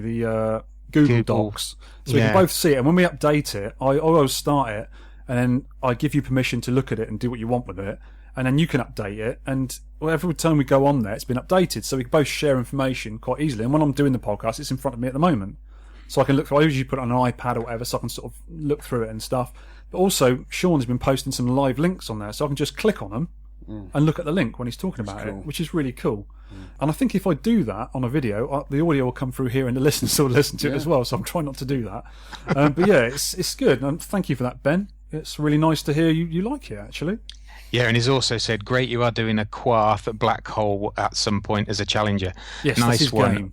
Yeah. Will the next one be a Christmas special? It's not, well, kind of, isn't it? It is Christmas. Well, Alex is a great big Christmas present for a start. And it is special. And we got talking about the Christmas theme, didn't we? And Colin D wrote in saying there's a Christmas level, a Merry Christmas level on Boogie Wings. I don't even know what that is. Oh, you've not played Boogie Wings? It's a shoot 'em up, isn't it? Oh, you'll love it. It's a sort of like, it's a shooter, left to right horizontal shooter, but you can get out of your plane. We covered this, didn't we? We not covered it, but we have spoke about it before. It's and Retro Obscura have covered it. That's right. That's the what you're thinking little men get out. Yeah. That's it, yeah. Sean, when you finish this podcast, before you go to Arcade Club and have your Polish beer, go play Boogie Wings. It's a really cool game. I mean, it's really cool. And the PCB goes for about £300. It's such a good game, yeah. Really nice game. I'll have to check that out, yeah, because there's someone called Bad Santa on it. He is. He's the mate. He's the big boss. Then he's like a sort of purple and yellow Santa with a massive gun. Yeah, Trone had sent us a picture of that, yeah. That's the only game I know of, arcade game, that's got anything to do with Christmas. If any listeners know any different, we'd like to know about it, because arcades, obviously, were all year round. More of a summer thing. When people go on holiday to in the summer, they would go to play the arcades. It's not really a thing you do in the winter, I suppose. Pengo. Yeah, Pengo's a sort of an icy thing, I suppose, yeah. Snow Brothers, that's one, isn't it? Yeah, Snow Brothers, yeah. That's a good one. I hate that game, that's why we're not doing it for Christmas. It's rubbish. Hitesh, my friend Hitesh, who you know as well, Alex. Yeah. Looking forward to listening to this afternoon, where all the part-timers have gone home for the day. Just watch a video of Star Force on YouTube. You've never played it before. Oh. We find that a lot, though. I mean, you mention a game that we've played millions of times, no one's ever played it before, and then they mention a game, don't you know that? What? Never heard of it before. I picked it up on the Famicom about a week after you did the podcast. Yeah, I've got it on the Famicom as well. Really, it's a great game. Yeah. Real good on the NES. Keep up the good work, which we will try and do, Hitesh. Great show, as always, from Charlie Farr. He said, listening to it whilst having a little Galaxian practice. He's the guy going for the world record. I was speaking to him last Saturday. He said, I heard my shout out, thanks by the way, and immediately lost a life. Oh, sorry about that. We won't be doing that again. He's probably on 1.2 million and died or something. I hope not. That No, wasn't your fault, Sean, not mine. He says, I was playing terrible anyway, so I feel a bit better now. Oh, so he's only got 600,000 on it then, maybe. Oh, yeah, I was watching him last Saturday. He's just... his strategy, he says it's easy. He just says, because there's such a slow rate of fire on Galaxian, it is really, and it's just one bullet on the screen at once. He says every bullet has to count. And you watch him, and he doesn't miss a single shot. Yeah, I've seen people play that before. And I'm trying to play that on Cosmic Alien, which is similar to Galaxian. See, I can't play Galaxian. I prefer the Galaxian game in Gorf is better, because you can... Yeah, it's different, isn't it? Well, you can get that fire, can't you, halfway up, or... Well, there are some versions of Galaxian, you can get different ROM sets, like bootleg ones and hacked ones, where they've got a rapid fire. Well, that's and you can have one with bendy bullets. You can actually control your bullets a little bit. There's loads of... I mean, Galaxian was one of the most bootlegged and hacked games ever. And there's loads of different versions. And somewhere, the aliens come down, instead of just 3s, they come down like 10s. Yeah. And that's a lot of fun. But the fast fire one is a lot of fun. It's a lot easier. But like, for me, Mrs. Pac-Man's speed-up version... Oh, Lord. He keeps saying that. It's supposed to be Miss Pac-Man. I find more fun because it's easier. And it's just a lot more fun. It's faster, so it's a bit better, I think. A lot of the purists wouldn't agree with me. It was a great game when it came out. Yeah, absolutely. But yeah, when you play in proper Galaxian, every bullet... You miss a bullet, and you got like a split second where you're not doing anything. You'll get killed. Yeah, so absolutely. Monkey Chunk UK, we mentioned him last time. He said, oh my God, I'm famous. Thanks for the mention. Okay. He gave us a mention in his recent podcast. I've had a listen to it, and it's quite funny. It's these two lads just chatting together, and they're having a great laugh, and that comes across. So check that out, Monkey Chunk UK podcast. Yeah, I thought I looked for that, but I couldn't find a link to download it. I think you just got to listen to it live. But I will now I'm off work, I can get all my podcasts together on my other iPod and listen to them while I'm doing stuff in the arcade. So I'm looking forward to that one. Yeah. What else have we got? Mark Singleton. Great show, guys. Brilliant score on Star Force, Shaun. Thank you very much. Oh, get off. Dave-O, great podcast, Vic and Shaun. Is the overall volume a bit low? Don't know, was it? He needs to clean his ear holes out. That's what he needs to do. Dave, turn it up, love. Turn it up, love. It might have been, actually. I was mucking about with the settings on it, so maybe. I don't know. We'll make it a little bit louder, perhaps. WTG Bob is listening to it again while going to work in the weather bomb we've just had, which was a fictional thing that the press made up, I reckon. Yeah, WTG Bob is in Scotland, and he runs to work. Is he mad? Yes, he is. It's minus 76 degrees in Scotland at the moment. I'm not supposed to run. No, not unless you're chasing the bus or some food. Synonym 9, he says, my favourite show so far. It's always great to listen to you guys, Victor and Shaun. And then he gives...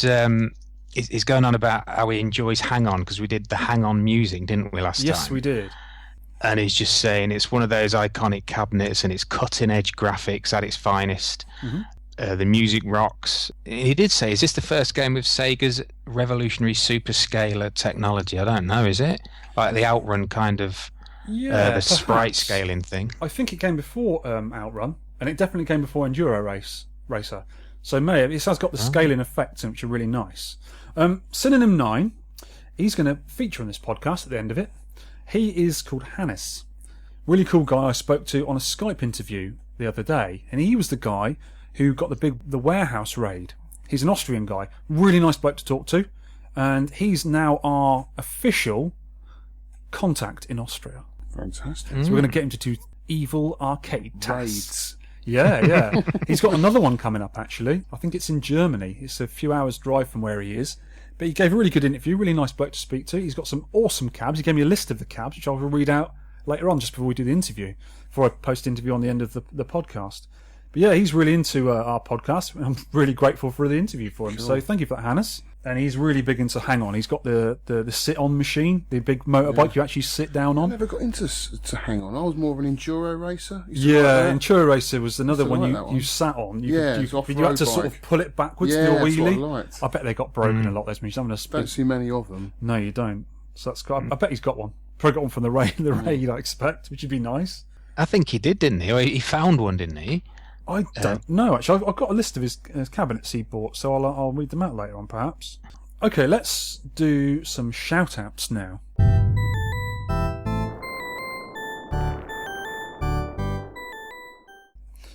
My main shout-outs of Andy Lowe for coming round and talking to me about arcades and such, and showing me some really cool games on the iPad, which, Shaun, you will love.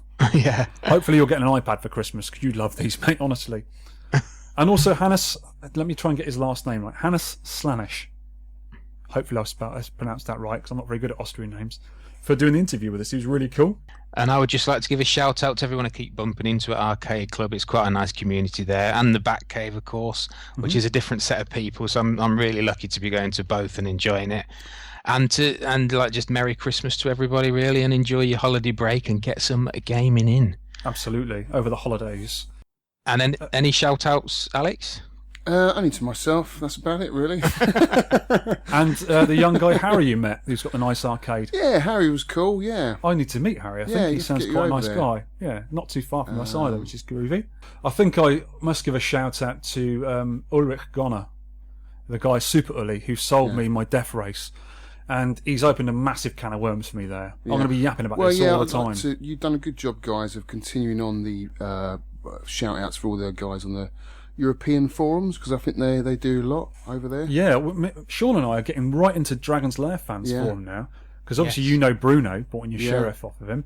And I've been on there. I posted some of my high scores for Kicker. Yeah. And all this sort of stuff, and we've been talking about the podcast, and a few people have got back to me about a few things. There's a guy looking for Kangaroo PCB, which was licensed to Lauven Automatics, which I have. Really rare one. That hasn't been dumped. And I had that from years ago, so I'm going to dig that out and take some pictures of it for him. Yeah. But yeah, really nice forum, I think. Yeah, it's quite good. Forum. It's a good forum. Yeah, I missed that for years, so I'm happy I've done it now. You've only just joined, haven't you? Yeah. You're on there, Shaun, aren't you? I am, yeah. Yeah, I'm yeah, quite a that's few good. now, yeah. The thing I find interesting is the things they find on there, because I think over here it's been pretty much done, hasn't it? Yeah, there's not many places left that've got decent cabs anymore. It's such a small little island, but Europe's a big place, Yeah, loads going on in Germany. Loads of barns waiting to be discovered, maybe. Yeah. Well, Hannes has found another one, as I said, in Germany. I think it's an old hotel. People know a little. I think the select few know about it. And that's going to be sort of uncovered soon. Hopefully we'll find some nice gems there we can speak about. He's going to send us a report when he does it. Yeah. So I can't wait for that. It'll be really cool. I think Germany, Austria, Italy, because Italy had Zaccaria cabs and model racing cabs, and they had all these different licensed versions, like my Cosmic Alien.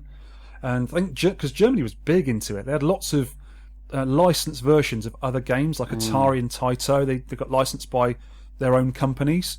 So there's some quite interesting, I'm not sure if they're bootlegs or semi-official licensed versions. There's some really nice ones over there. Yeah. So it's a bit like those Battle Sharks as well that came out of that. Yes, that Berlin, wasn't it? American air base. In Berlin that you got, just shut down. I mean, what with the war coming down and countries changing, things open up, don't they? And new places are found. So you never know what else we're going to come out there. So stay in there. You never know. Yeah. France and Germany are such huge countries compared to our little silly island we live on. Well, I guess I'll just a shout out to Ben Purity for sorting out my versus board. He's been good. And Ty as well on the US forum, Clov, who's actually just joined UK VAC. Yeah. So give him a good welcome, guys. He's Ty, I think it is. He's got some very good. He's got a good YouTube channel. Yeah, I'm going to post that on the show notes because I've looked at his videos before. Wasn't he the guy who had that really odd version of Donkey Kong with the really long ladders? That's right. Yes. Yeah. And he picked up the carnival in the same cab as your sheriff. Right. He's got a Donkey Kong cabaret. He has. He's got some rare stuff. Yeah, really nice guy to talk to. He did have a Space Demon as well, but I think he sold that. Wow. In America again, they can get everything over there. Yeah, it's out there, isn't it? Also, one more shout out to the Broken Token guys. I've been talking to them on Twitter messaging, and they've sent me a care package.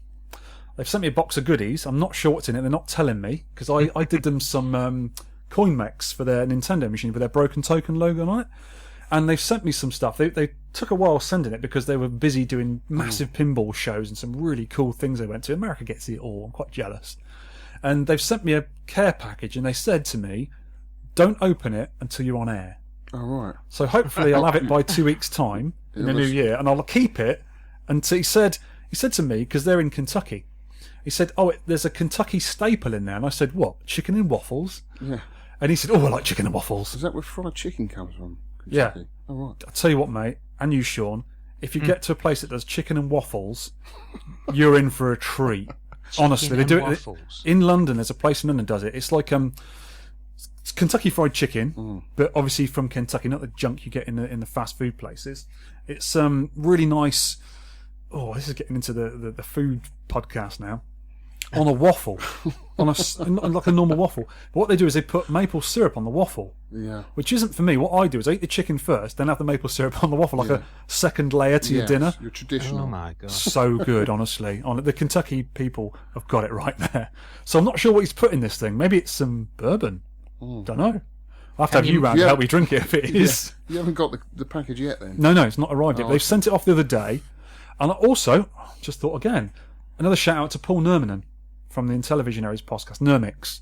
He bought for me a ColecoVision's flashback. You know, the little units, the emulated ones we've got 60 games on. I sent him some money over, and he bought one on Black Friday for me in America because it was ultra cheap. And he's got it for me. He sent it off me. It's on its way here. So thanks a lot for that, Paul, because there's no way I would have got one in the UK. I don't think they're going to do them in the UK. And I've never had a ColecoVision, and I really like ColecoVision. There's some really good games on there. There's 60 games to go through on it. And it's a tiny little unit as well. Yeah. Real cool little thing. And he said he sent me a little extra in there as well, so I'm quite intrigued to see what that is. I might open them both on air, so I could do repackaging on air, which is quite fun. Yeah, so thanks for those guys. Anyone else? Sorry about that, I've forgotten. But Merry Christmas to you all anyway. Yeah, Merry Christmas, everyone. And thanks for having me back, guys. We're probably going to have Has a it little... been a bit strange? Yeah, I think you and I hope Shaun will do it later on, we're going to have a bit of a cocktail later on. So my wife is right. One thing I did earlier, I think it was yesterday, I gave Shaun a quick Skype call because he wanted to test out his new mic and headphones. Yeah. And as I came online, he could see me. I was drinking a pina colada. Nice. So my wife's really into making cocktails, man. But who am I to argue with that? I'll just have to drink them. It's as simple as that. No problem. And then you messaged me later on with some other strange cocktail that she was forcing you to drink. I don't think it was forcing you to drink, to be honest. Oh, do you know what? It was called a Horizon. Oh, right. Yeah. And it was horrible. It gave me really... didn't like that one at all. But I think we're going to have one with rum later on, Alex. Is that all right with you? Sounds good to me. Yeah, look at his little eyes light up when he heard the word rum. Okay, let's go on to the next section. And this is... what console/computer game should have been in the arcade? Shaun, you have issue with this. I'm running out of them, to be honest. I know we could. I'm going to sort of try and slightly change this one for this week, if that's all right. No problem at all, mate. I'm going to change it to great console computer conversions of classic arcade games. How about that? That's got a really snappy title. Yeah, it just rolls off the tongue in 76 different syllables. Well done. Yeah.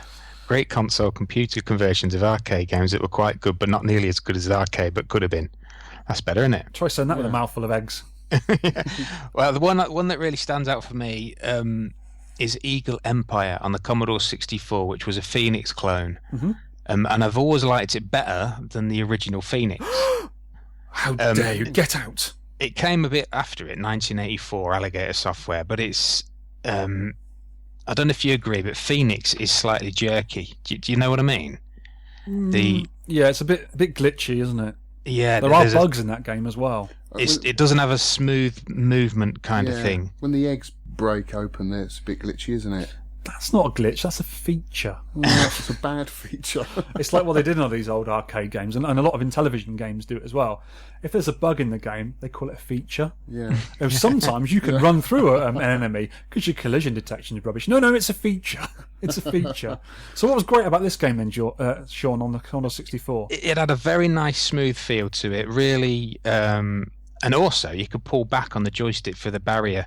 Oh yeah, rather than the second button, because most 8-bit games only had one button, didn't they? Yeah, which I found quicker. You know, got you out of a bit of trouble. Yeah, that's a good one, because it's only left and right, isn't it? Yeah, and I think they cheated a bit with the mothership at the end, where in the arcade, like the mothership sort of slowly progresses down the screen towards you, doesn't it?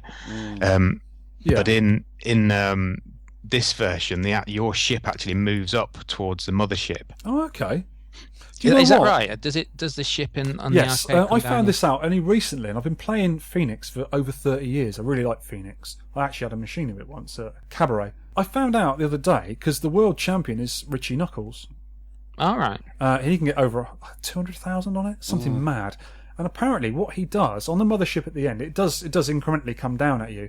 When it's at its lowest point, it stays still, and that's when you kill it, you get loads of thousands for doing it. Right. Loads of thousands, that's good English, isn't it? you get a big score. A gaggle of thousands. A flock of thousands. Oh, we could go on forever. You get a higher score the lower it comes down at you. And I always thought that wasn't the case, because as you go through quite a few levels of it, I'm not reasonable at it, I can get like 27,000 on it. And what I thought is, the further you get in the game, the more points you got. But that's not the case. It's because it starts lower, and obviously gets lower as you're trying to kill it off. So if you leave it to the last minute, you make a sort of a break through the middle of it, and then just shoot the guy in the middle when it's at lowest point, you get a big score. Yeah, I didn't know that. Wow. But also, my Cosmic Alien, go back to that game again. As you progress through the levels on that, every 2 levels, your ship goes up one, like you just said, Shaun.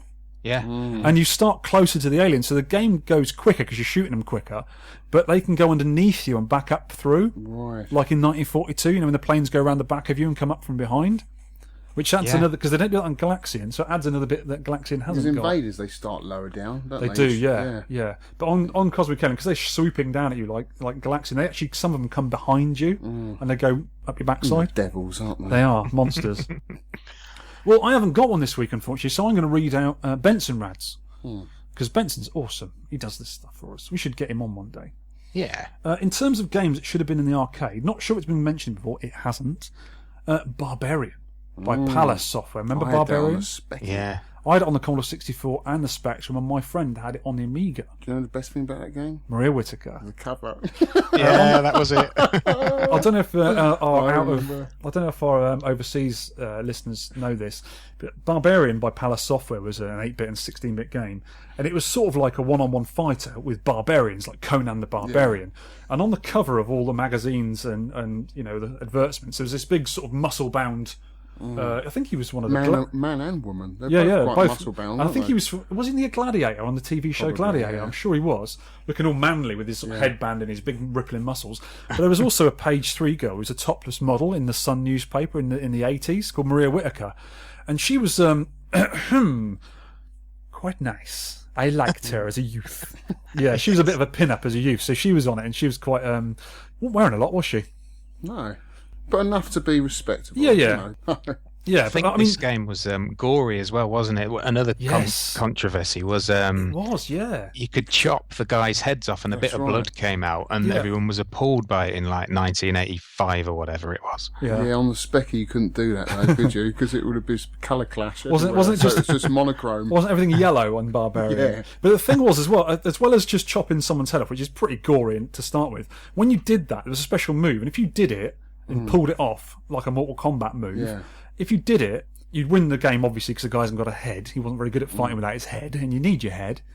A little gremlin would come on, he'd kick the head off the screen and drag the body off, remember? Yeah, I do. It's coming back to me. But imagine that in the arcade, though, where you could have different characters. Maybe you could play Maria Whittaker as well. Maybe she'd do a page 3 move or something. That's an early fighting game, isn't it? It's a sort of round sort of era of Exploding Fist. Yeah, do you know what we should do? Our friends Retro Obscura are doing fighting games for their next podcast. Right. I think I should put that one forward for them to play Barbarian. There was another one called Fighting Warrior. Do you remember that one? I remember the name, yeah. There was loads on the Spectrum. Yeah. The fighting games were all the rage when we were kids. Yeah. All the rage. Because we used to go and play Kung Fu Master and Karate Champ in the arcade in Ya Kung Fu. And we wanted to kick the death out of each other, basically. We wanted to be kung fu guys, and you actually are one. Yeah. How did it feel to you? Let me think. Don't think. Feel. And we wanted to do that. I mean, those games that came on the Spectrum, like Way Exploding Fist. Yes, that was awesome. And International Karate, and IK Plus as well. Yeah. They were good beat-em-ups. Well, Bruce Lee was still quite a big thing as kids, wasn't absolutely. it, back then, One of your heroes, wasn't he? Yeah. For most kids, I think, back in the day. Yeah, me too. Yeah. Was he, Shaun? Yeah, I loved all the films. Was you, being a bearded man, was you more of a Chuck Norris guy? No, not really. I love Bruce Lee. This is an actual fact. Do you know what's underneath Chuck Norris's beard? No. Another fist. And on that, that's quite funny. And on that note, let's go and have a cup of coffee and put a quick musical interlude. Do you want to tell us what this one is, Shaun, this time? I think you chose it. Yeah, I was looking for Christmas tunes, so this is good. Well, kind of good. It's by a guy on YouTube called 8-Bit Jesus, which is a great name. Is he all blocky?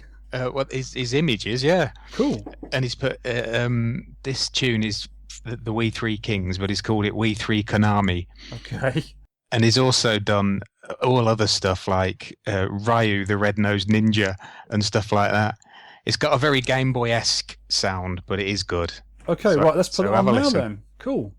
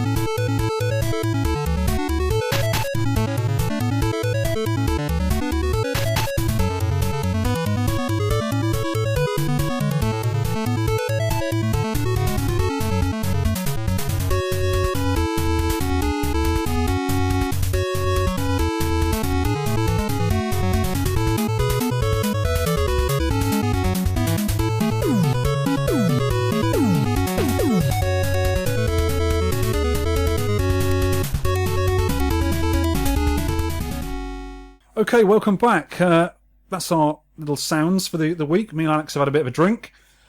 Not that kind of drink. We're still coherent a bit. Let's go on to do our game of the week.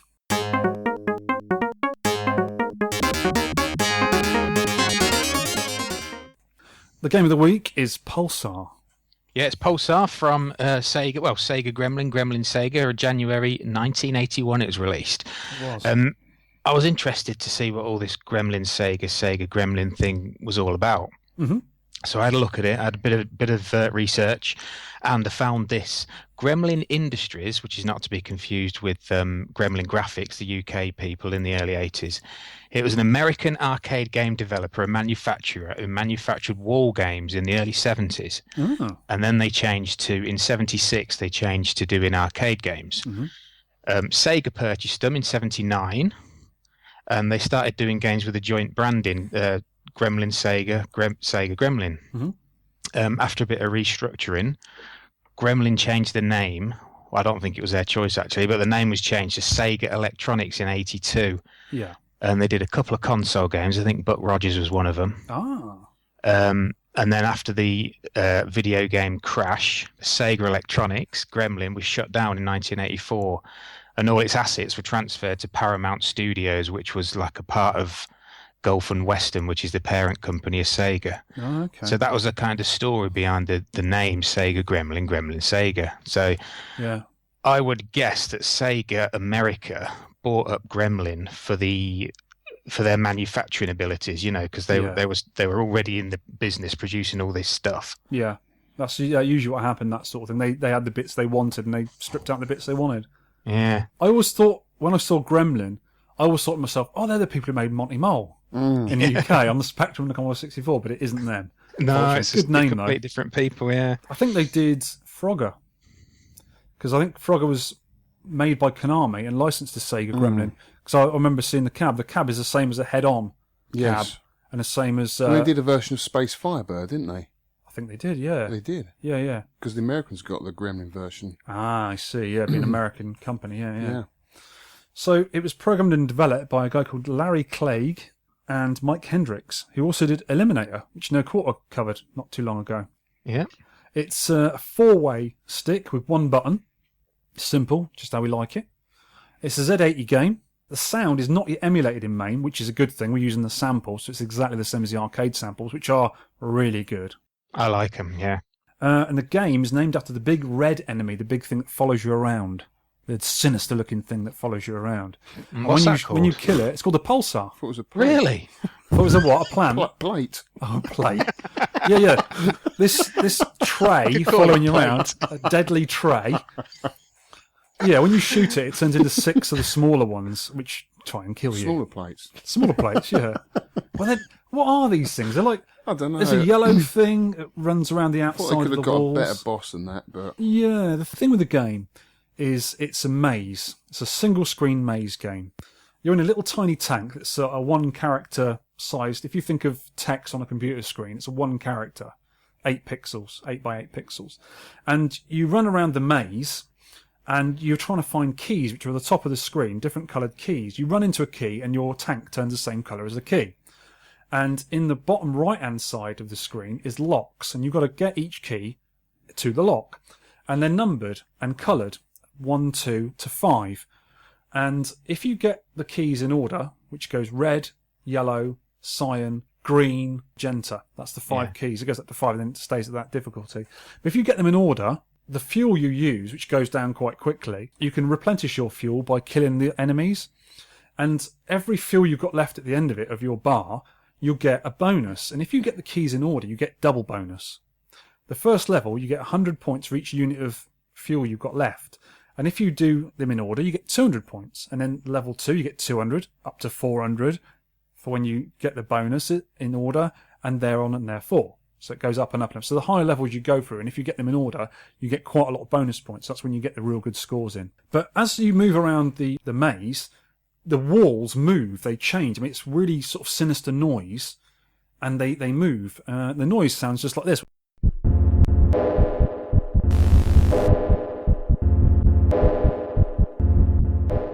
And they don't get in your way, these walls. Just, you sort of make an area where you want to go up. You make a sort of pathway to get to your keys and then get down to the bottom to get your locks. And the flipping things keep moving all the time and they get in your way. And if you hang around in one of the doorways where the walls are, and you hang around too long and it goes across you, it'll kill you. It will sort of zap you. But if you run into a wall as it's changing, you just bounce off it for a little while until it changes, which is okay. And when you go up to an enemy, you can actually run up to the enemy and touch it and you won't get killed. But the thing with these enemies is they shoot really quickly. I mean, they shoot a lightning bolt out. And it's very difficult to get out of the way of it. The worst place to be towards an enemy is about 2 inches away from it. Because you're far enough away from them to shoot at you, and you're not far enough away to get out of the way of it quickly. But if you go right up close to them and shoot, your shooting gets quicker because your bullets are quicker when they're in close proximity. And you can kill them quite quickly, and they don't normally shoot at you when you're real close to them. Yeah. But when you're a little bit further away, they will get you every time. They shoot really quick. Horrible little things. And they're quite difficult to shoot because they're the same size as you. They're quite small. And also, as you said, the Pulsar, the big alien, he doesn't shoot you at all. But what happens is if he gets near you or he sees you, he follows you.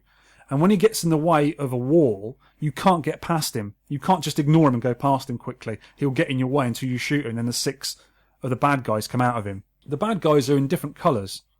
They're green, red and yellow. The yellow ones, they go around the outside of the walls. They follow the walls around. They don't go after you at all. They just follow. And the red ones just go mad all over the place shooting at you, and the green ones just sort of randomly float around. But when you get near them, they will shoot at you. I'm not sure if they're shooting at you or just shooting in random, but they normally hit you, don't they? Yes, they do. They do.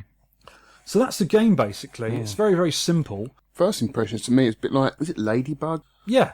Yeah, I thought that. Kind of the doors rotating. Yeah, but they move around. Instead of rotating, they just disappear and reappear, don't they? Yeah, it does. It looks a bit like a Pac-Man screen. Yeah. The levels do look like Pac-Man. And it reminds me of Tron, because everything's blue. All the levels are blue.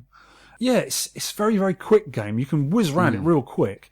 And if you shoot all the bad guys, they don't respawn, which makes the game really easy. But you're against the clock all the time because your fuel is going down all the time. And you can run out of fuel and you'll die. Did you find that you wanted to shoot all the aliens just before you got off the level? I did. Well, I didn't want to reveal anything to Shaun because I was trying to beat him. I'm not competitive. I am. I really am. What I found when I was playing it is it's a bit of a weird one, really. There's no real tactics to it. Is basically, if nothing's in your way, leave it alone. Get your keys, get to the door as quickly as possible. But if it's in your way, stay a distance away and shoot it, or go right up to it real quick and shoot like mad.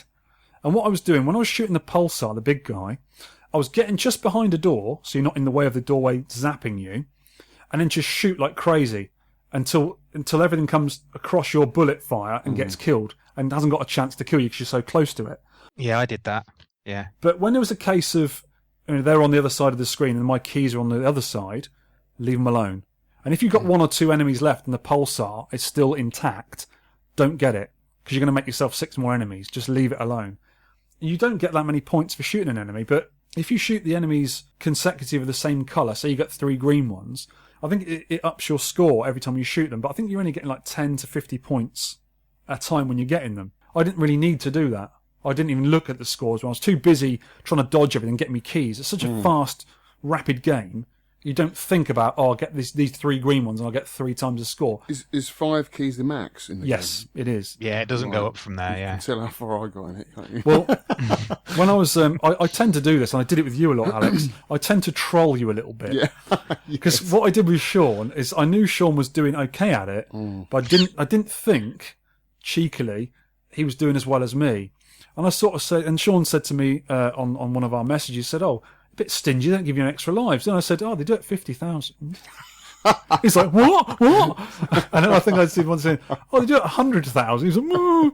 I didn't sleep that night. And I also said to him, "Have you seen the orange keys yet?" And he was like, "What? What orange keys? What are you on about?" I was like, "Oh, I just innocent." If you would have said gold keys, it would have made it sound really good. But there is only 5 keys as far as I know. I'll tell you one thing I did notice is a bit funny about the game. If you watch the attract mode, the keys are on the left-hand side of the screen. Yeah. But they're not in the game. When you play the game, they're always at the top. Is that for 2-player or? I don't think so, no. This would work well in a cocktail, wouldn't it? Oh, imagine if it was 2 players simultaneous at the same time. That'd be a lot of fun, wouldn't it? Yeah. You could shoot each other. Yeah. Ooh, that's an improvement, isn't it? Straight away. We'll get to that later on. And on our notes here, I've put on there, not giving any hints away at this time, ho-ho. Also noticed when I was playing it, if you play a game and you put another coin in, I'm just using a coin button on my main machine, it resets the game. You go back to play again, you start again, which is a bit of a weird thing. Yeah. It's also weird, and they didn't give you any extra lives. And as far as I know, you don't get any extra lives in the game. They're really stingy with it. Yeah, I don't think so. You're playing that Sega. How dare you? Early game. Yeah, but I mean, even in Space Invaders, when you get 1500, you get an extra life. You know. I've got the title screen up here. It's actually, I quite like this. It tells you how to play, and it reads like this. Play Pulsar. Bump into each key. It shows you a picture of a key. With player tank and transport to matching coloured lock. And it shows you what the lock looks like. Tank colour changes to match key and transport. Advance to the next level by transporting all keys. Unlocking locks in numerical order scores a double fuel bonus. Shoot defenders to obtain more fuel. If defenders of the same colour are shot consecutively, their point value doubles. That's fair enough. Easy. Does exactly it says on the tin. Yeah. Very, very simple game. Yeah, I mean... But entertaining. Yeah. I enjoyed it, yeah. Yeah, I did enjoy as it. It's well. quite simple. As soon as you start playing, you realise what you've got to do. There's no confusion, is there? I think that's what I liked when I was a simpleton child. You know what you've got to do. And now I'm a simpleton adult. The sounds are really cool. Yeah, they're sort of, I don't know what, maybe they were TTL Logic. I'll go on about Bit eerie, TTL aren't Logic they? sounds. Yeah, they've got a real sort of weird windy noise. Yeah. You know what I mean? A nice atmosphere. It gives the game Yeah. a nice atmosphere, doesn't it? It does, yeah. They're quite sinister sounds, aren't they? I mean, a lot of these old games have got these, like Cosmic Alien again and Death Race, they've got these weird sounds you can't reproduce with modern equipment. Yeah. It's like, you know, these sort of analog Like the old BBC sound studios. Yeah, isn't yeah, it? the old analog What they sound used in effects. Doctor Who. Yeah, all that sort of stuff. That was great about Doctor Who, wasn't it? Sorry, I'm going off here. This isn't a Doctor Who podcast. Yeah, It's a but I mean, sandwich modding podcast. Yeah. absolutely. It's going to be the cocktail. But I always say podcast later on. sound in a film, sound in a game is just as important as a game. You know, it Absolutely. can really draw you in, can't it? I think if this game didn't have any sound, it'd be as flat as a pancake. Yeah. If you just, it hasn't got music. It's got the sound effects, but they're playing all the time. Like Yeah. the noise of the doors moving is quite eerie. Yeah. And you can imagine if you were in a real maze and you heard that noise, Yeah. but what's going on? What's that noise? Really It'd be quite scary, scary, wouldn't yeah. it? Mind you, if you're in a tank, you wouldn't hear it. Yeah. Because the graphics are quite boring, I thought. Yeah, really. little Quite tiny. plain. It reminds me of a Vic 20 game. Yeah. Because lots of Vic 20 games Yeah. just had one character tall sprites, 8x8 pixels, and that's all you had. And this game is very simple like that. I mean, the Pulsar is, I think, 6 or 9 squares together. Or maybe Yeah. even just 4. It's bigger than you, but it's not a massive graphic compared to any other games we played. Yeah, not a lot to it, but I mean, a lot of fun. I mean, you could have a game and it'd be over in like 20 seconds. Yeah. You'd be dead. If you were unlucky, just dead in 20 seconds. And you'd be pumping another 10 pence Yeah, in. it's an unusual game. I don't think I've played anything like it, actually. Really? No, I mean, it's weird. The boss is a bit weird, isn't it? Yeah. It took me a while to figure out what that was going to do until you shot it, and then it sort of opened up into loads of other little things. Yeah. But I was trying, when I got certain keys, I was trying, because they're coloured as well, the aliens, I thought I got a yellow key, I got to shoot the yellow aliens to get the bonus. I could see why you'd do that, yeah. Because Do you know what I mean? It does say on this game, on one of the flyers, or one of the informations we were looking at, it says it's got a 64-bit colour palette. Yeah, No, it hasn't. There's 8 colours. I counted them. I'm Yeah. that nerdy. yeah, But they're very, very basic, almost like BBC computer graphics. You've got the cyan and the magenta, yeah, red and yellow and blue and and black and white. And I think that's about it. yeah, I mean, you haven't got many colours at all, but I like that 8-bit colour palette. I mean, it reminds me of the old Spectrum. yeah. And the old Had Vic the 20. same, And didn't it? so, yeah, it's that, those exact same colours as well. Yeah. It's like the simple ones they could produce Without the clash. without the clash.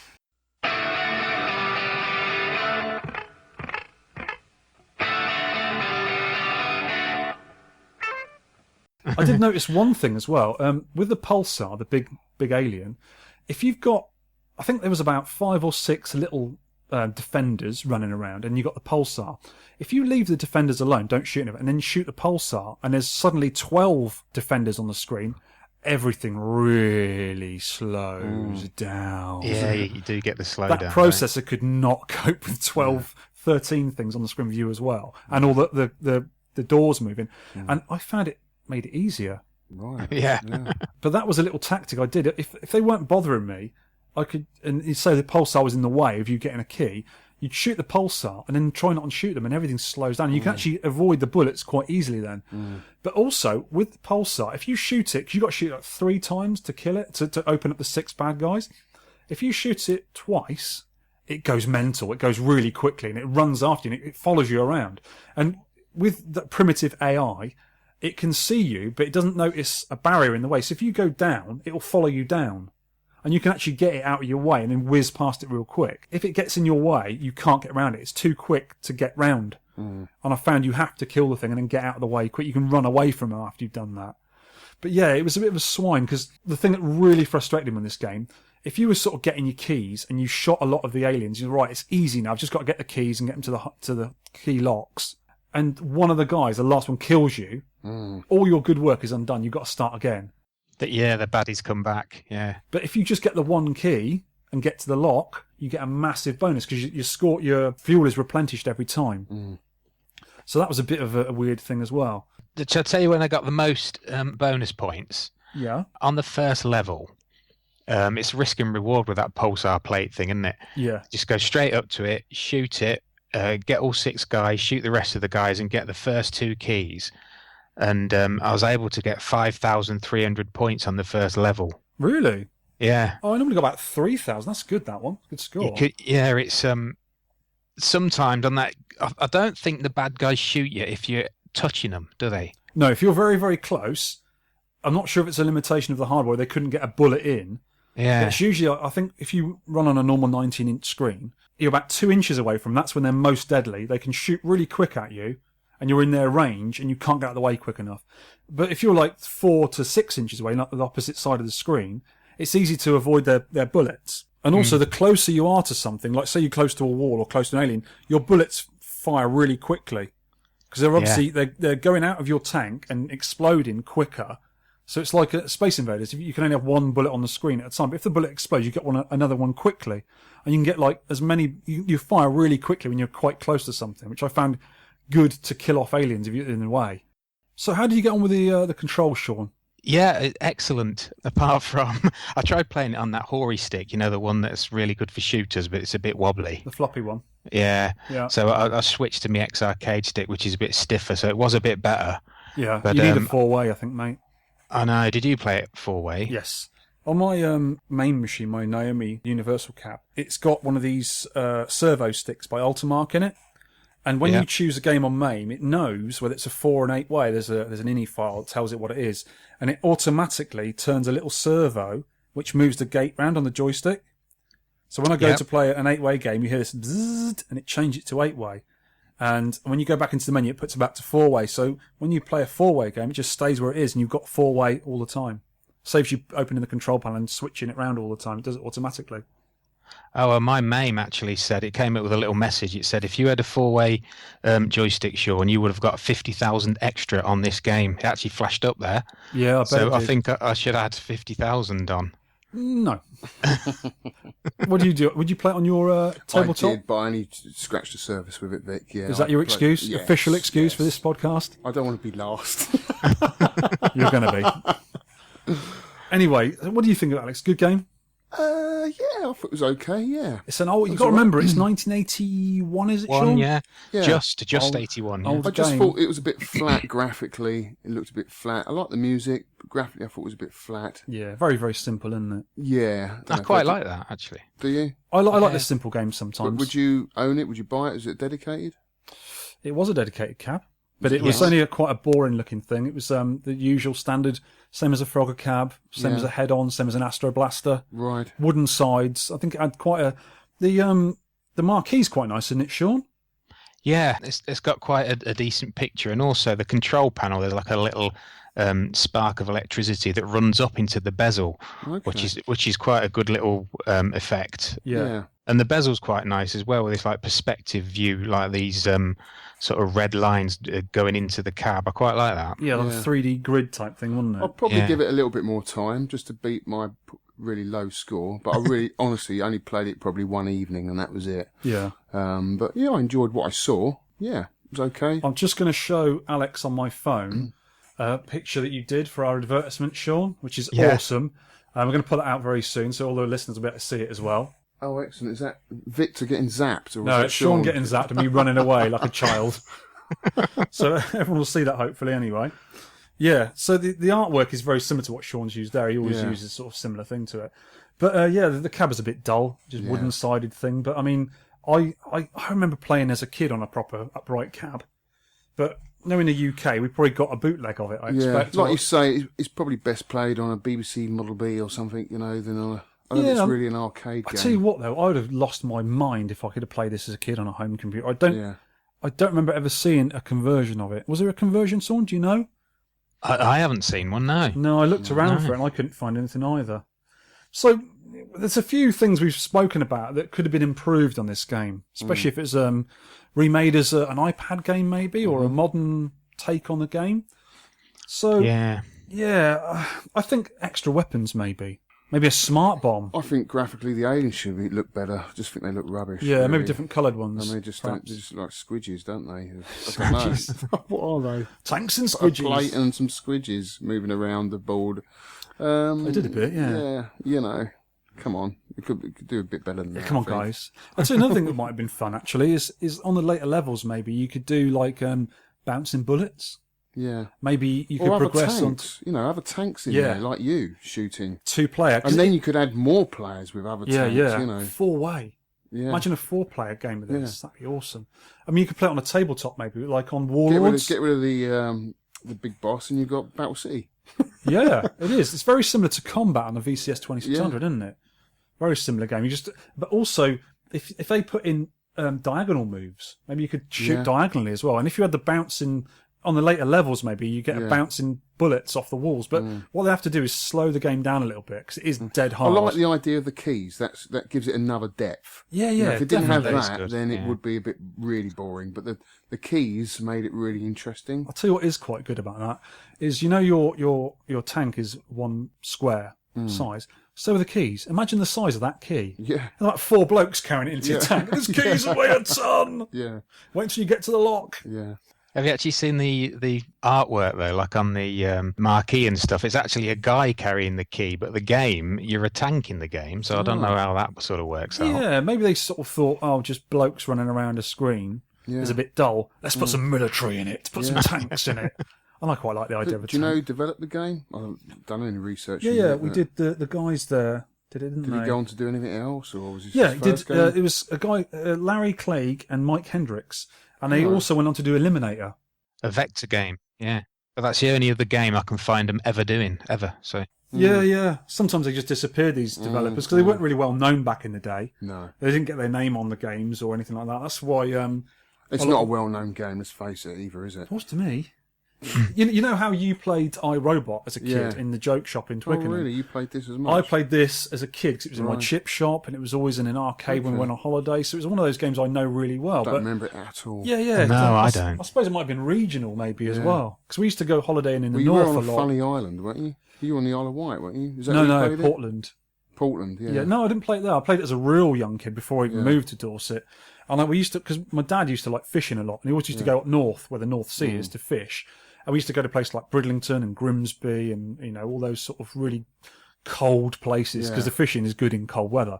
Me and my mum always used to go off, even Skegness and stuff, we used to go off to my mum used to like playing the penny push, and I used to bug her for 10p's to play Pulsar and Space Invaders. So I know it from my youth. It's always been on my mind. And I remember when I got Maine for the first time, I sort of try to remember the name of the game, because you'd think it'd be like Tank Game or something, but when it's called Pulsar... Was that lost in your mind for years? Yeah. You couldn't remember. A bit like me and my rescue. Do you remember that? When I first met Victor, right, Shaun? Yeah. He put on his arcades and this game came up. And I thought, oh my God, it's the game I've been trying to remember all these years. It's the game I played non-stop. I love playing. It's like it's by Stern. It's Rescue. Yeah, good game. It's a great little helicopter game. We have to pick up these little people and stuff. And it was like, oh my God, it's here. The thing with these old games, you played them 20, even 30 years ago. And in your mind, you think, right, that game was just like this on the computer. Yeah. So some game like Rescue, which has got helicopter, it's Chopper Command or Sidewinder or, something. That. And you sort of remember it and you're trying to think, it's like this game. And then when you finally hear the game, like Pulsar, you think, What's that got to do with pulses? Yeah. It's just tanks in a maze tank game. It should Maybe be called. the music's quite pulsating, isn't it? Yeah. Maybe. Yeah, I don't know. Heartbeat kind of music in it. There is a is, heartbeat yeah. in the background, and it does get quicker as you go. Like a toothbrush sort of sound. No? Yeah, a Pulsar toothbrush from Asda. My toothbrush does sound a bit like that, yeah. Well, it goes boom, boom, boom. I'll be worried about that, mate. And also, another thing that Sega missed out. How dare you, Sega? No extra life. No, No. that's poor. I think maybe an extra life at 20,000 would be fair. And then maybe one at 50 and 100 if you got that good. Yeah. I didn't get as good as 100 on that for a fact. Right. Oh, you sound a little bit worried there, Shaun. But you should have said, I didn't get even anywhere near 50. But you didn't say that. No, I didn't say that. Oh, right. Okay, then. So, He's got his death race smile on. Shaun. God, it's an evil skeleton smile. It's a real death in here. Just before we get to the scores, chaps, there is, at the bottom of the screen, there is a rank, and it starts off at 30. And as you get higher up the scores, the rank goes down. And I worked it out. What it is it saves the scores throughout the day. I think if you turn the machine off, it would forget the scores. It keeps them for the day, though, when the machine's on. And whoever's got the highest score, that's your ranking compared to the highest score. So say the highest score is 30,000. As you get to 20,000, the 30 goes down to like 10. And as you get closer to 30,000, you'll get to number 1. And when you go over the top score and you get higher than that, you're now ranked as number 1. Right. And then whoever plays it after you is then ranked according to your score.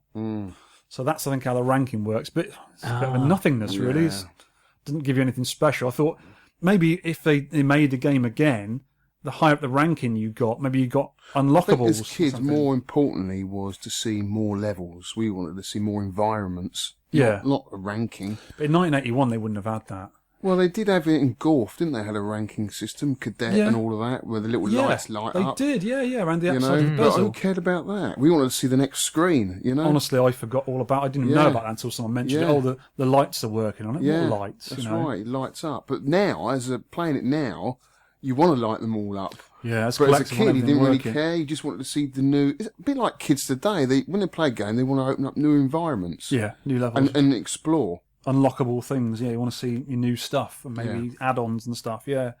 But as we said, improvements, maybe a smart bomb, different weapons you could get, maybe different aliens, you do different things, different patterns of attack, 2 players, 4 players maybe. That'd be awesome, wouldn't it? Yeah. I think it's great as it is, and I think them sort of things would do well in a sequel, I think. Yeah, that's what I meant. Yeah. A modern upgrade, maybe. Yeah. So if there's any budding app programmers out there, please make us a Pulsar 2. We'd love Pulsar it. too, yeah. But keep the cool music. Yeah, keep the original sound effects. Yeah. That's really good. Okay, let's get on to the filthy, disgusting subject of the scores. Alex? Right. I didn't enter this competition. You didn't have much notice, actually. You were along here for the pickups, I mate. got just under 10,000. And I think I got to about Shaun, level 3 or something. Right, I think I did okay. I think I did pretty well. I got 39,050. Really? Yeah. I thought you would have got more than that. Yeah, I did as well. Oh, go on then. Really? I got 53,300, Wow. That's Oh, wow. which is about half the world record. It is. That is a amazing. good. That's a Sounds damn good score, yeah. But I think what it might have been a bit of a lucky fluke, because the next best score I got to that was 42,000. Yeah. So I think, as the higher up the levels you go, the more bonus you get for doing the level. I think I just got a lucky one in and finished one level off and got about a 10,000 point bonus. Obviously, if you get double ratings, if you get the keys in order, I think that's what happened, and I haven't done it since. The only closest I can get is about 42,000, but my best score, 53,300. It's good. Well done. You're going to have to say it then, aren't you? Well, we've got a guest on to say that, actually. Exterminate! Exterminate! Shaun, hurry! In your face! That is so good. It's a bit scary, actually, Alex, isn't it? All right. Okay, that's the scores out of the way then. I'm really happy to win for a change. But I've been playing it for 30,000 years. Okay, let's do the He's a skeleton. Let's do the art of side art.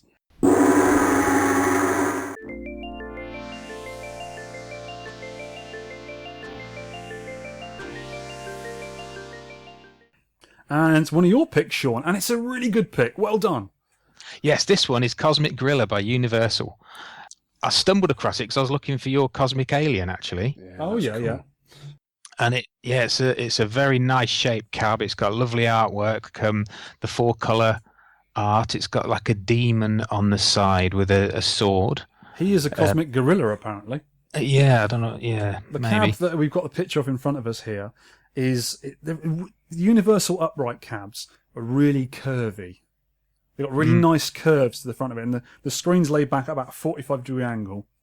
Yeah. And if you've ever played Cosmic Gorilla, it's a really cool game. It's very similar to Cosmic Alien, simple, 8 colours, a bit like Space Invaders, but it's a weird game. I think it uses TTL logic again for sounds and stuff. So if you ever get a chance to play it, Shaun, have a go. It's really, really cool. I've played it. I'm trying to remember which one it is. Is it the one where the aliens they run out from the centre, from the side? Yeah, that's right. Yeah, go into the middle to steal your guys. Is that the one? That's right. The noises are really deep, booming sort of heartbeat noises, and it squeals at you, I think, when you get a high score. And the side art here, it's a white cabinet, but as we like these games with the side art, it's got full side art from the bottom of the cab to the very top. And it's sort of purple and gold.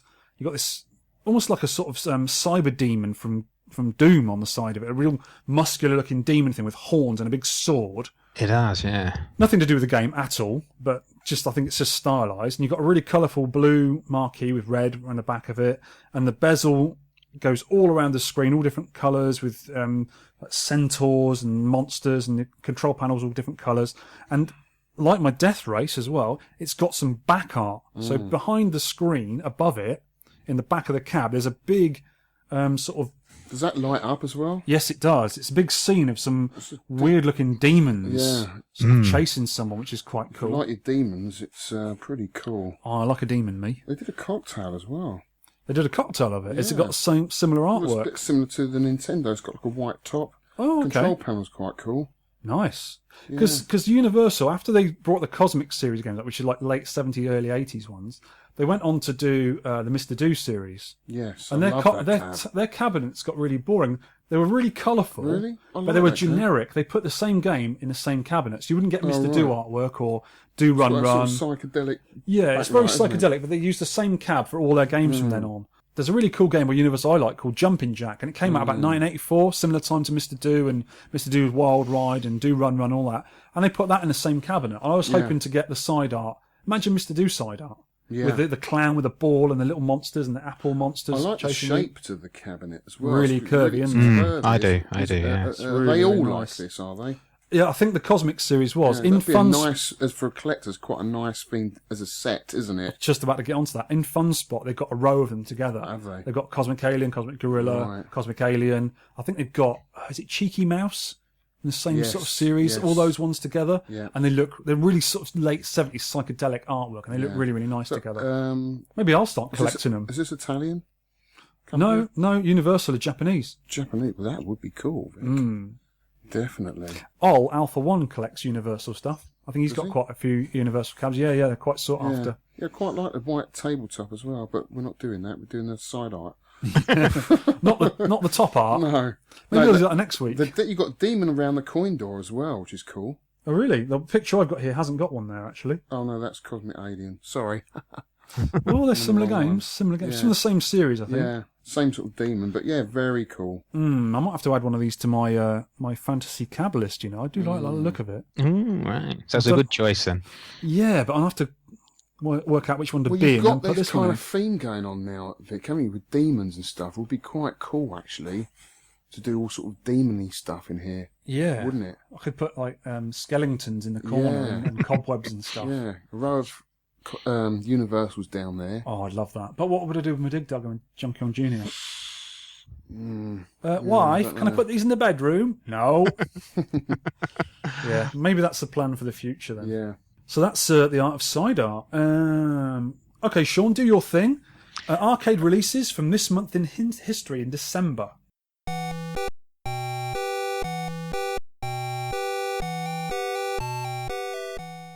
Yeah, normally I do a very bad sound effect, like a going back in time sound effect, but can I ask Alex to try and do one? Like just imagine it's one of them 60s films and it goes back in time. Could you try and do something like that? Sure. That's not bad. That is good. You didn't see the face that went with it. Yeah, it sounded like it was some sort of attack. Okay, then, Shaun, give us it. Right, we're going back 15 years to December 1999. Strider 2 from Capcom. Oh, okay. There was a game called Osman. It's called, what was it called? Cannon Dancer or something in Japan. What a brilliant name. Okay. And it was done by the same team, the Capcom development team, and it was very similar to Strider 1. So this Strider 2 was kind of like the third version of the Strider game. Yeah. Strider games are really, really popular. I hate Strider. Never liked it on the Amiga when I first played it. And I don't know why people go mad for Strider, but they really do. It's quite an expensive PCB to buy. I think it only came as a kit. Not a game I'm into at all, really. Jumping around and no. I think it was the way he jumped. Yeah, he did that sort of star jump in the air. Was that an attack stroke jump move? I think so, yeah. You had this weird... And when you press the button to use the sword, it came out as a sort of swooshy thing. Yeah. And it always looked like it was a glitch. I never really liked that game, but I mean, there's a big following for it. People love that game. They go mad for it. Still going. Yeah, I was impressed with that. I was very impressed with it. I remember being really into that game when it came out. Back in the day, yeah. It was popular on the Amiga and stuff. Well, I only remember it on the Mega Drive, being a big hit on that, but not in the arcade. Yeah. Right, now we're going back 25 years. Final Fight from Capcom, one of the most famous brawlers. What I call brawlers. They're like sort of scrolling beat-em-ups, aren't they? Go right, have a fight. Yeah. Yeah, I didn't know it was 25 years old. That's crazy, isn't it? Yeah. How many games where you go left and have a fight? There is one, isn't there? Is there? Sure there is. We want your input, listeners. Go left and... Any fighting games that go left and fight. Yeah, it's not natural. Isn't it? No. What's wrong with people? Let's go right. Do you walk out of your house and just go right and fight? Maybe the Japanese would do it because they write from right to left. Maybe. Kung Fu Master, you can go left, can't you? That's true. Well done, that man. You go left and right. You alternate. Yeah. It messes me up when I have to go the other way. Oh, I can't do it. I can't do the whole game full stop. Do 1979 just for Alex. Go on. 35 years ago, Radar Scope. Oh. December 1979. That was Japan. It came out a bit later to us lot. But yeah, Radar Scope. And it was such a good game. They ripped the innards out, ripped the side off, and turned it into Donkey Kong. Yeah. Well done. I really like Radar Scope. I was playing it again the other day. Yeah, I really do you know like what? it. I've got two Radar Scope. I've got a complete Radar Scope kit at home, which I keep meaning to do. Put in my Donkey Kong. Get it going. Why would you want to do that? Yeah, exactly. Just so I can. Just for fun, yeah. Yeah, just to see it in there working would be cool. Well, because it's a shooter in my eyes. Because it's a shooter in my eyes. I'll get it going for when you come up, Shaun. Yeah. And we can have a radar off. A scope off. Yeah. It's one of them. It's very easy for a start, so it can be quite boring at the start until it gets going. Yes. And there's a weird version with speech as well. There is. I only found that out this year, actually. There's a couple of boards, actually, that Super Uli's got, actually, for his radar scope. He's got a 5-layer PCB with a speech board in. But wasn't there someone who found an extra speech ROM in Donkey Kong? Yes, recently? there is. It's poorly. So it makes me wonder whether, because obviously Donkey Kong came off a radar scope board, whether those two are linked. I think the actual speech, it wasn't like what they'd call hardware speech on a chip, that a speech chip like Berserk had later on. I think they just squashed sounds together to make them sound like speech. And we've heard this speech, and it's awful. You don't know what he's saying at all. No. And when Pauline squeals, she says something. I don't know what she says. Because they found the ROMs recently. They found some code in Donkey Kong that no one had ever seen before. This is like 30-odd years later on. They just suddenly found it. What's this bit in the code? And it was extra music for the levels and some speech. Yeah. So, yeah, that's a bit of an odd one, that. So, yeah, I mean, Nintendo were doing that a long time before Stern were but doing they didn't use it. Maybe they weren't happy with it not sounding quite right, and they left it. Because Japanese were like that. They had the quality. They wouldn't just dump any old rubbish in. It didn't translate well. Maybe not, no. Because it'd have to be in English as well, wouldn't it? There was another one called Speak and Rescue, I think, or Stratavox. I think that might have been just a bit before Berserk. I'm not sure. With speech in it. I've heard that before as well, Shaun. Yeah, that was a really early one, wasn't it? Yep. Okay, then let's wrap this show up, because me and Alex got to have some rum, and you've got to get to Arcade Club. Yeah, no drink for me tonight. I'm driving. So next show's game, and who picked it? I was going to do Dig Dug, but Shaun's put his kibosh down and said, "No, it's my turn." So I was going to pump you with a big pump. So what do you think, Shaun? What do you reckon? All right, I'm going to pick one of my favourites, Eyes by Techstar. Rockola released it. Yeah. It is another maze game like Pulsar. It's like Pac-Man, except you shoot the dots. Oh, I've seen it, and I also think Hitesh asked for this game a little while ago as well. It's on our list. Oh yeah, I'm looking forward to playing this. Sounds quite a good game. Yeah, it's one I've never played in the arcade, but I discovered it in May. Oh, it must be 10 years ago, and I've played it on and off since then. I've not really put any time into getting a score, but obviously I will now. Advantage Holly, and I'll make Alex play it as well and get a score off of him for next time. Yeah. So we're going to wrap up now, and don't go yet, listeners, because I'm just going to tack on the end the cool interview I did with Synonym 9, Hannes. He's telling us about his barn raid he did and all the cabs he got. So I'll put that on. But for me, Alex and Shaun, it's goodbye, and we'll see you in 2 weeks' time. Merry Christmas.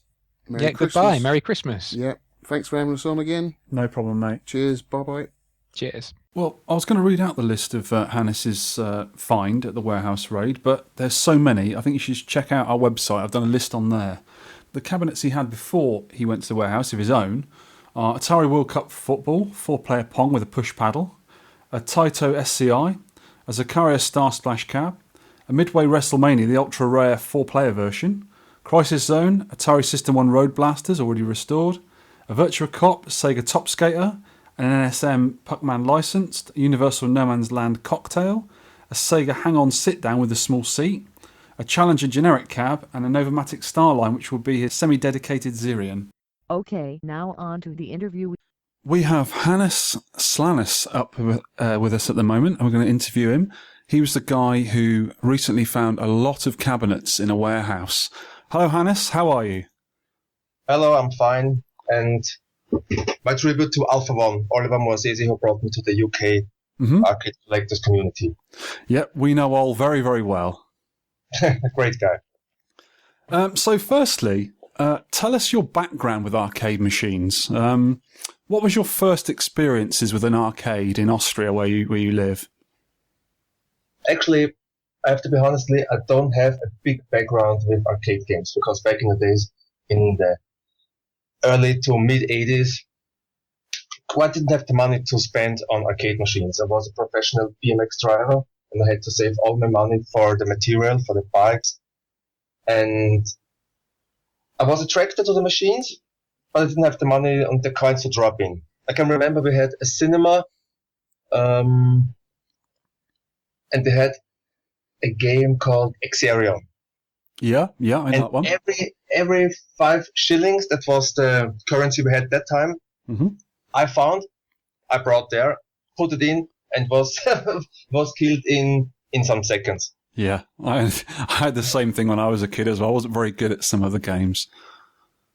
Did you have a lot of arcades in Austria, or were the arcade machines in bars and clubs and pizza joints, or was there proper arcades you used to be able to go to? We had them quite everywhere. We had them in cafes, pubs, cinemas, public swim baths. We had them everywhere. Oh, but when I remember right, we didn't have really dedicated machines. Only those ones you cannot play on a generic cabinet like Paperboy or Hang-On because of the complicated controls.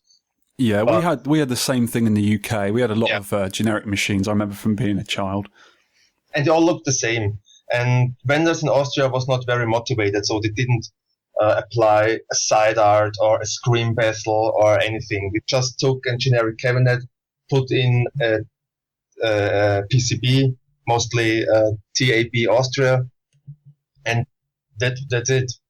That was the arcade game. And we had a lot of cocktail tables.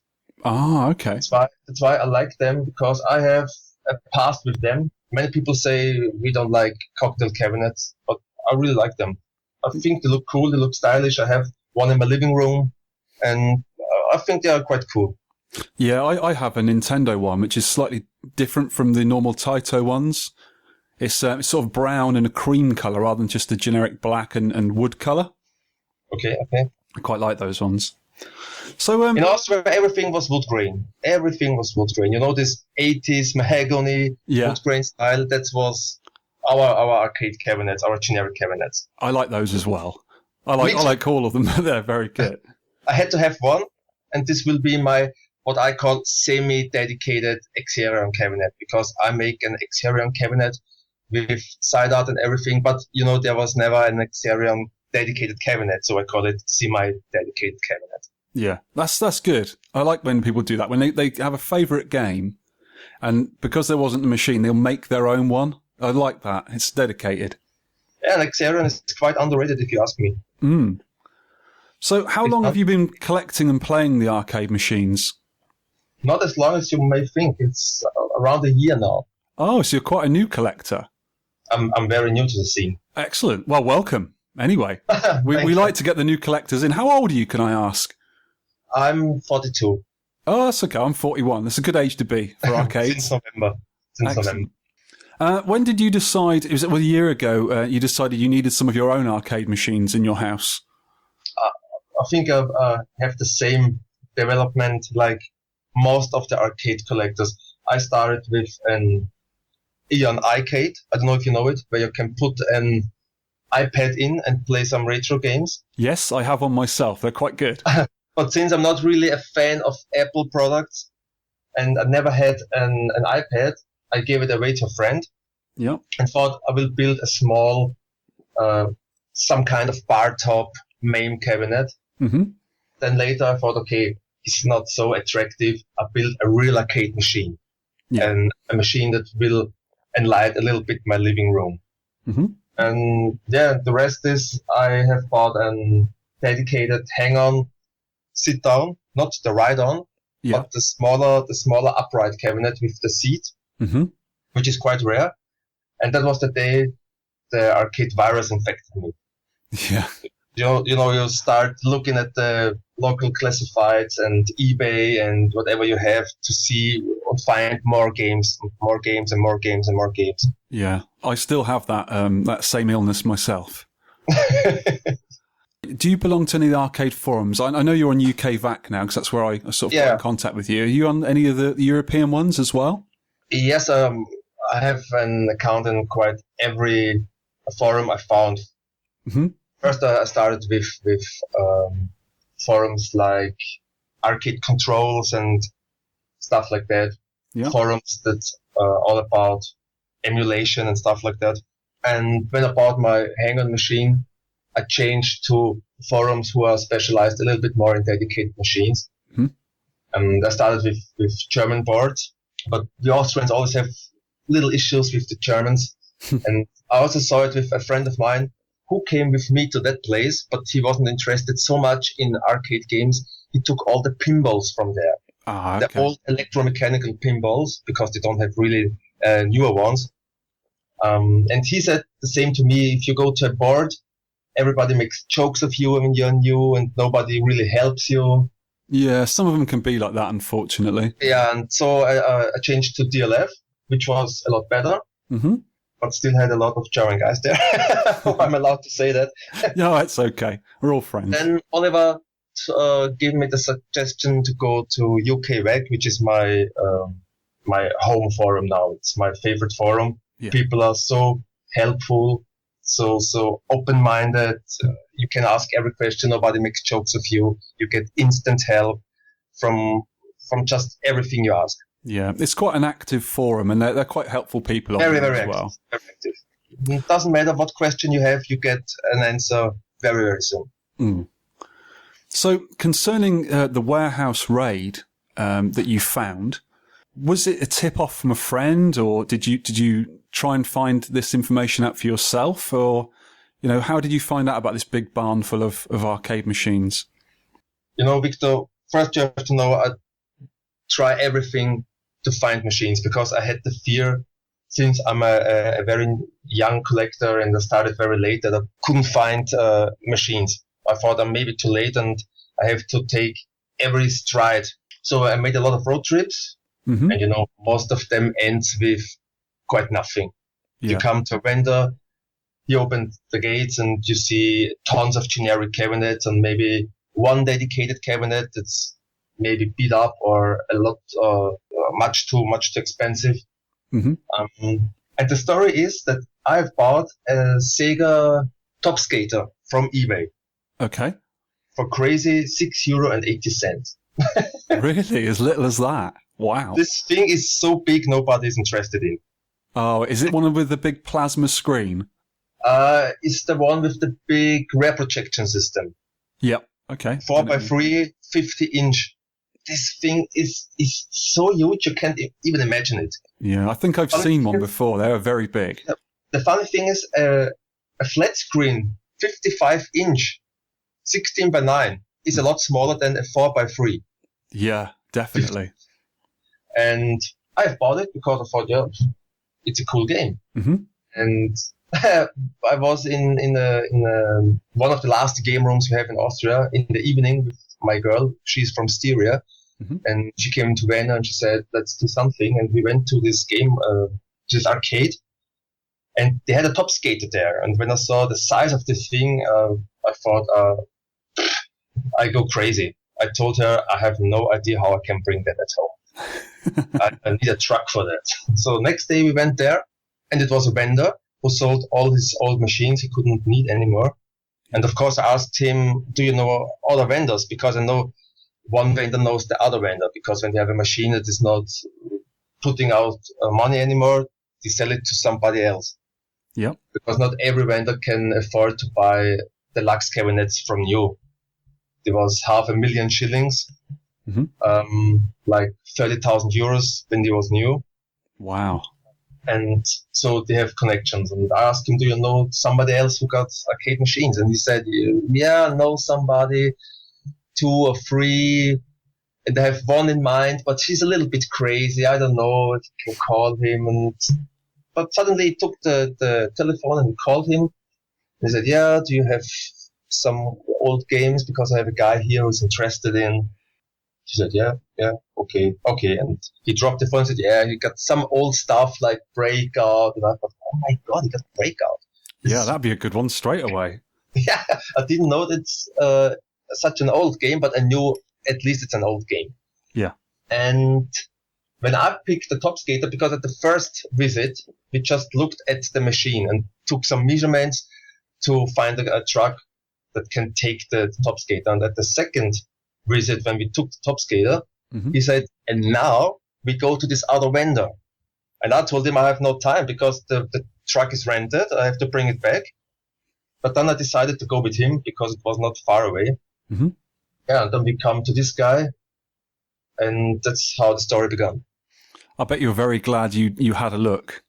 Yeah, but for sure, I would have taken this contact any time later.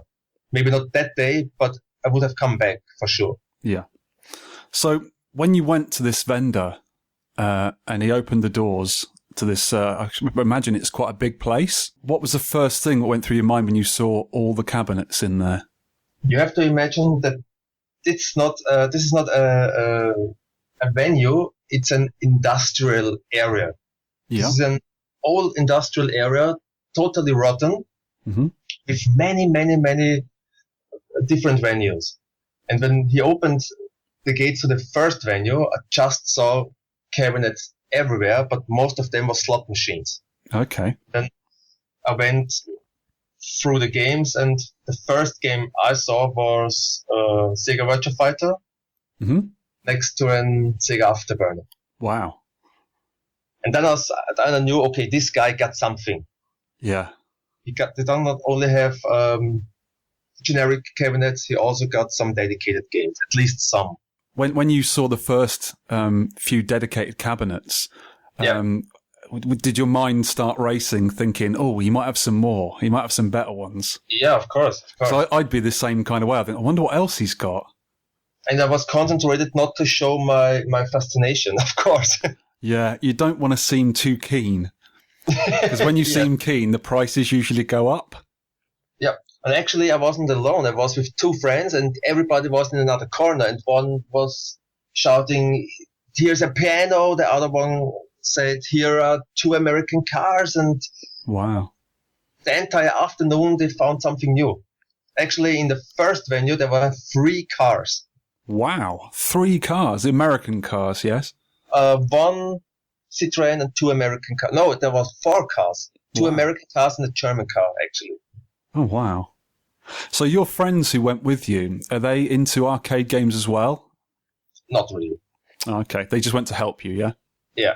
Okay. They are my buddies and they are my helping hands. So you cannot do anything in this hobby without friends. Absolutely. Absolutely. I mean, I was in my little arcade just the other day and I had to pick up a wall-mounted machine and put it on a mat, and I just couldn't lift it on my own. It was impossible. I'm quite strong, but it's just so heavy and so awkward to move. I had to wait for a friend of mine to come round and help me. So how many, did you ever count how many machines you saw in the place to give us a rough idea of how many machines were there? Arcade machines, pinballs, and jukeboxes. Do you know how many roughly there were there? I have no figure for you. No. I just can tell you that my personal list of games I have to pick from there is around 30. 30 is the figure of the inner core. Wow. The games I just have to take by all means. And when I took them all, there may be some cocktail tables or stuff that is not so necessary, but also nice to have. Yeah, absolutely. And that is just a small amount, a small part of what's there. Mm-hmm. They had so many also slot machines, pinball machines, electromechanical machines like Arctic Gun, like Flying Circus, just everything you can imagine. They had this old game where you have a plastic box with a projector in it and two guns left and right. And when you put a coin in, you can shot on this. I can say it in English. This sports shooting. Okay, these round discs. They throw discs in the air and you have to shoot them down. Yes, I know what you mean. Yeah, I like the old electromechanical machines, but you don't really see many nowadays because they're very, very old. Yeah.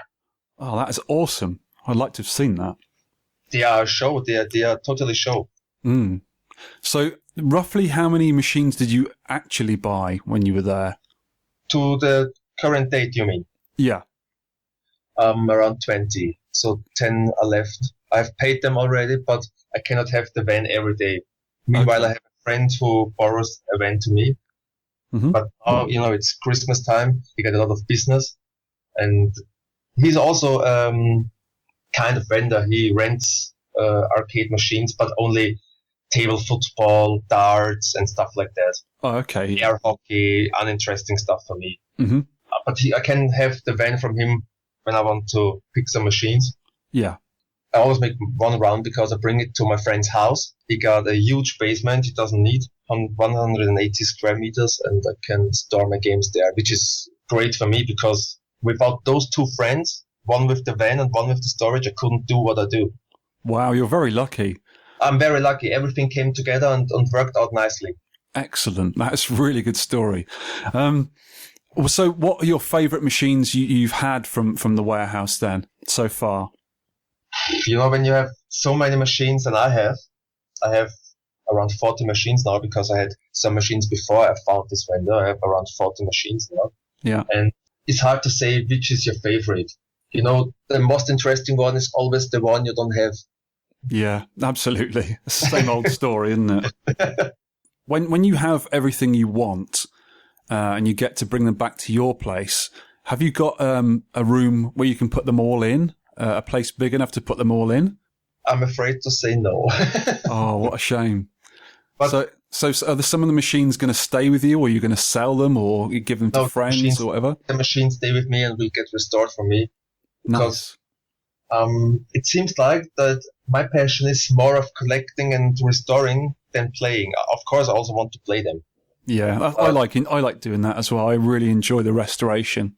The restoration is a very cool thing, and I like to restore old things, worthy things that will survive for many, many years. Of course, I will have a game room in the future, but at the moment I don't have one. We like to do this. We say we've saved them. When you manage to get them out of an old dirty room and you get them home and you can start working on them, you've saved another one. because there's not many left nowadays of these machines, and they're getting scarcer and scarcer. So it's really good to protect them and save them like you have done. And every single one is important to me. Mm-hmm. So I don't understand why people slot machines to take a monitor out or something like that and throw the rest. I saw a machine on eBay, Vindicators. Yeah. The guy wrote, if it doesn't go away now, I take the monitor out and trash the machine. And I think that is quite unresponsible because, like you said, these machines get rarer and rarer. And after all, it's a dedicated machine and a machine with a big character. So why to throw it and to take the monitor out before? Yeah, it's horrible when you hear of something like that happening and you want to just save it, even though you might not like the game, even, but you know someone will. It's disgusting. Yeah, it's terrible. We really frown upon that. Really frown upon it. When you were at the unit where all the machines were, was there anything you weren't sure about of rarity, or was there anything you found that you'd never seen before and you didn't know what it was? Basically, I knew the machines, but I didn't know the worth or the rarity of every single machine. Okay. For example, I knew that Operation Beer is the bootleg of Operation Wolf, but I didn't know that it's very, very rare. Ah, okay. So from what I saw on the Arcade Museum, KLOV, there's nobody who got an Operation Beer. And they stated it as very rare. Oh, okay. Did you take that one? Of course. Well done. Brilliant. And it's one that doesn't need any restoration. It looks very, very good. Oh, right. Okay, brilliant. The other game was Galaxian. I knew about Galaxian, but I didn't know about the fine differences. And this one is the very, very rare square button. Yeah. And there is a member on DLF called Level 42, Andre. Mm-hmm. I think he's quite around in every forum. Yeah. And he's obsessed by these Namco cabinets with squared buttons. Mm-hmm. And he had a thread about a restoration of a button / a very rare button.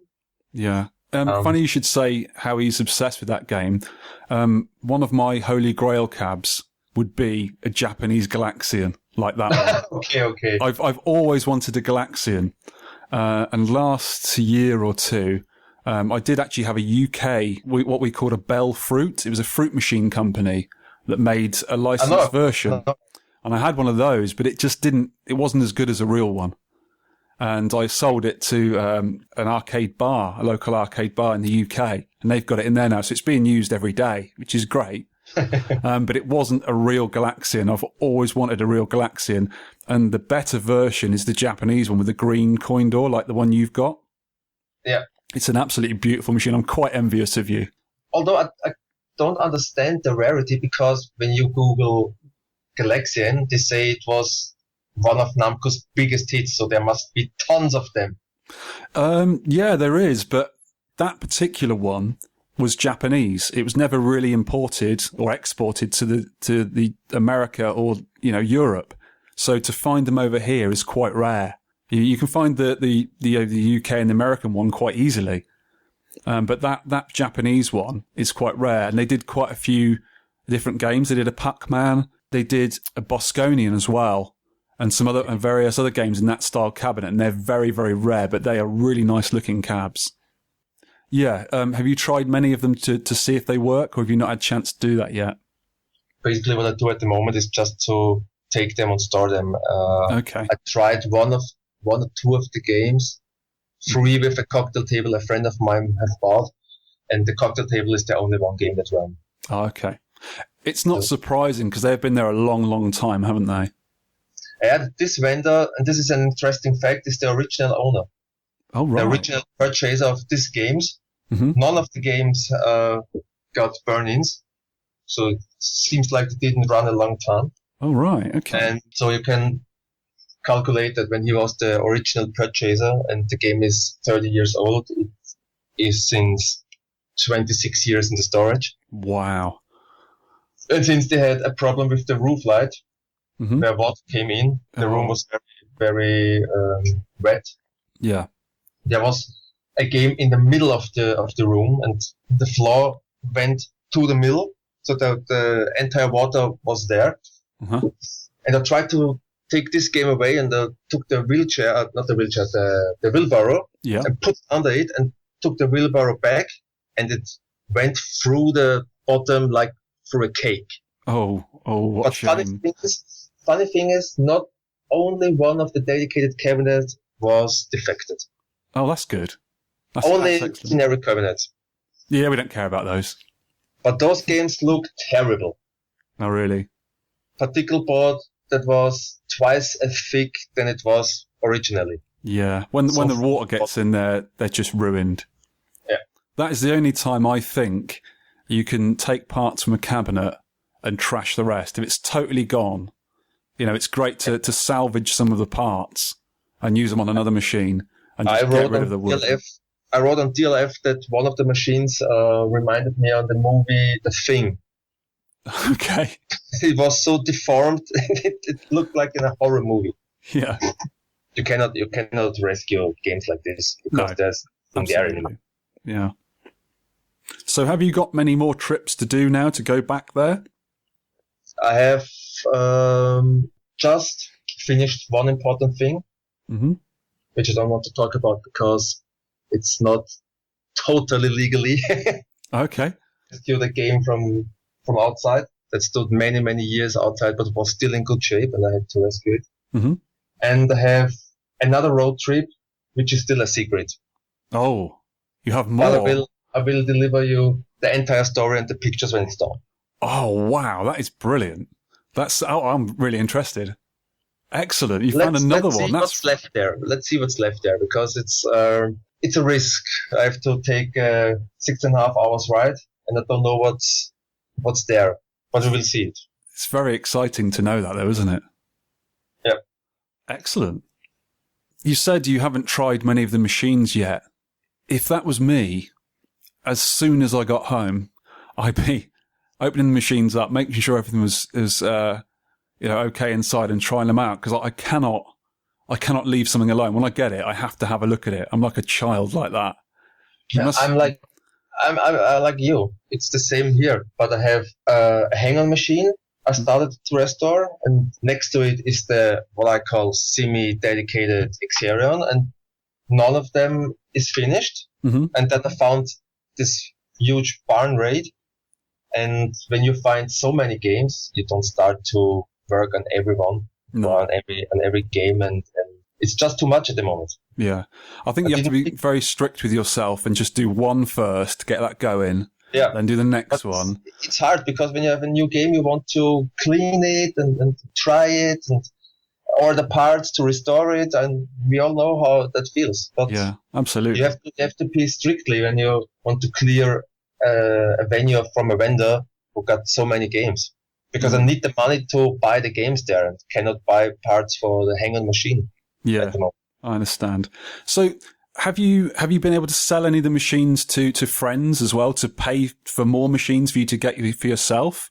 Because that's how I'd do it, I think. I sold 2 cabaret machines to a member from Austria called Nilfisk. Mm-hmm. I don't know if he's on UK Rec as well. He's on DLF. Mm-hmm. Because he was desperately looking for a Monaco GP cabaret. I am not a friend of cabarets, because I like, for example, what old Atari cabinet was, huge and eye-appealing. That's what I'm after. But this guy got not such a big basement, and seems like he got a thing for this cabarets, and I sold him the Monaco GP and a clone of it that looked quite the same. It was called Turbo Star. I don't know if it's the same game. He said it got some serious issues on the PCB, but from the outside it looked quite the same. Excellent. And one of the Space Ace cabinets goes to a DLF member. Mm-hmm. The only member from DLF sells some games, because when the big fight about the game started, I said, okay, I stopped the possibility to buy games from me because there's too much fight about it. Yeah, it's a sad thing, but I think when someone like yourself finds something so good, everyone wants to be part of it, and sometimes it's not possible to let them be part of it. and sometimes they get a bit sour and they get a bit angry about things, but you're going to get that everywhere, I think. It's unfortunate, but just seeing your story and seeing the pictures is an absolute delight, and I'm really interested in it, and it's brilliant, and I think you should take that, as the positive part of it. And there's lots of people who are very interested in your find as well, and want to see more pictures and want to know, when you're going to restore the machines. Because I'm really interested in seeing all the machines you get, and in time, you restoring them. Yeah, of course. So I can't wait for that. One other thing that sort of interests me, you just mentioned then, is you found a bootleg of Monaco GP as well. And I presume it was a foreign licensed one, or maybe an Austrian or a German licensed version. And I really like the licensed versions of different machines because they're very, very different. Were there many machines like that there? The sort of licensed versions, the different foreign versions? By now I remember about the TurboStar. Mm-hmm. And from the information from Nilfisk, this game is produced by an Austrian company, but I think this company is operating worldwide, called Novomatics. They make these slot machines, mm-hmm. like Book of Ra and all the trash where people go there and coin in their entire existence mm-hmm. till they have to sleep under the bridge. Yeah. It's a big problem in Austria. The other game was an NSM Pac-Man, okay. which I quite liked. I also want to take it.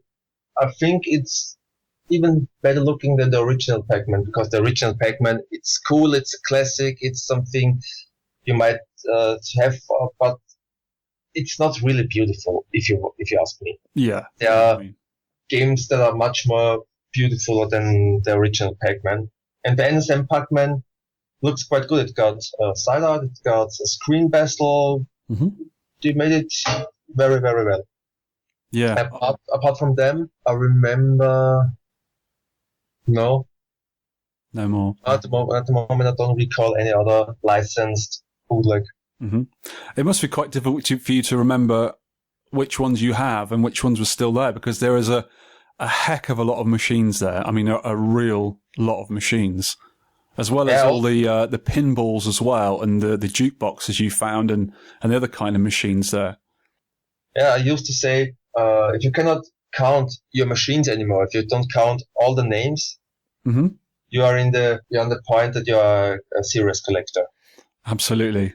Some people say to me sometimes, "Oh, how many machines have you got?" And I have to think.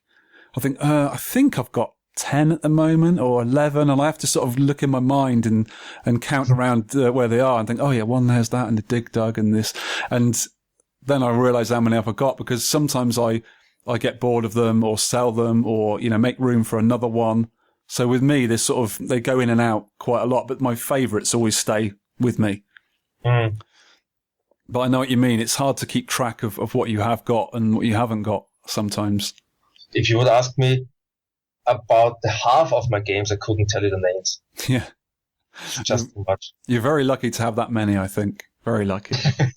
When you have got your arcade room built in the future, and you've got all these games all hopefully restored and working in there, are you going to have some arcade parties, get your friends round and invite some members from forums and stuff?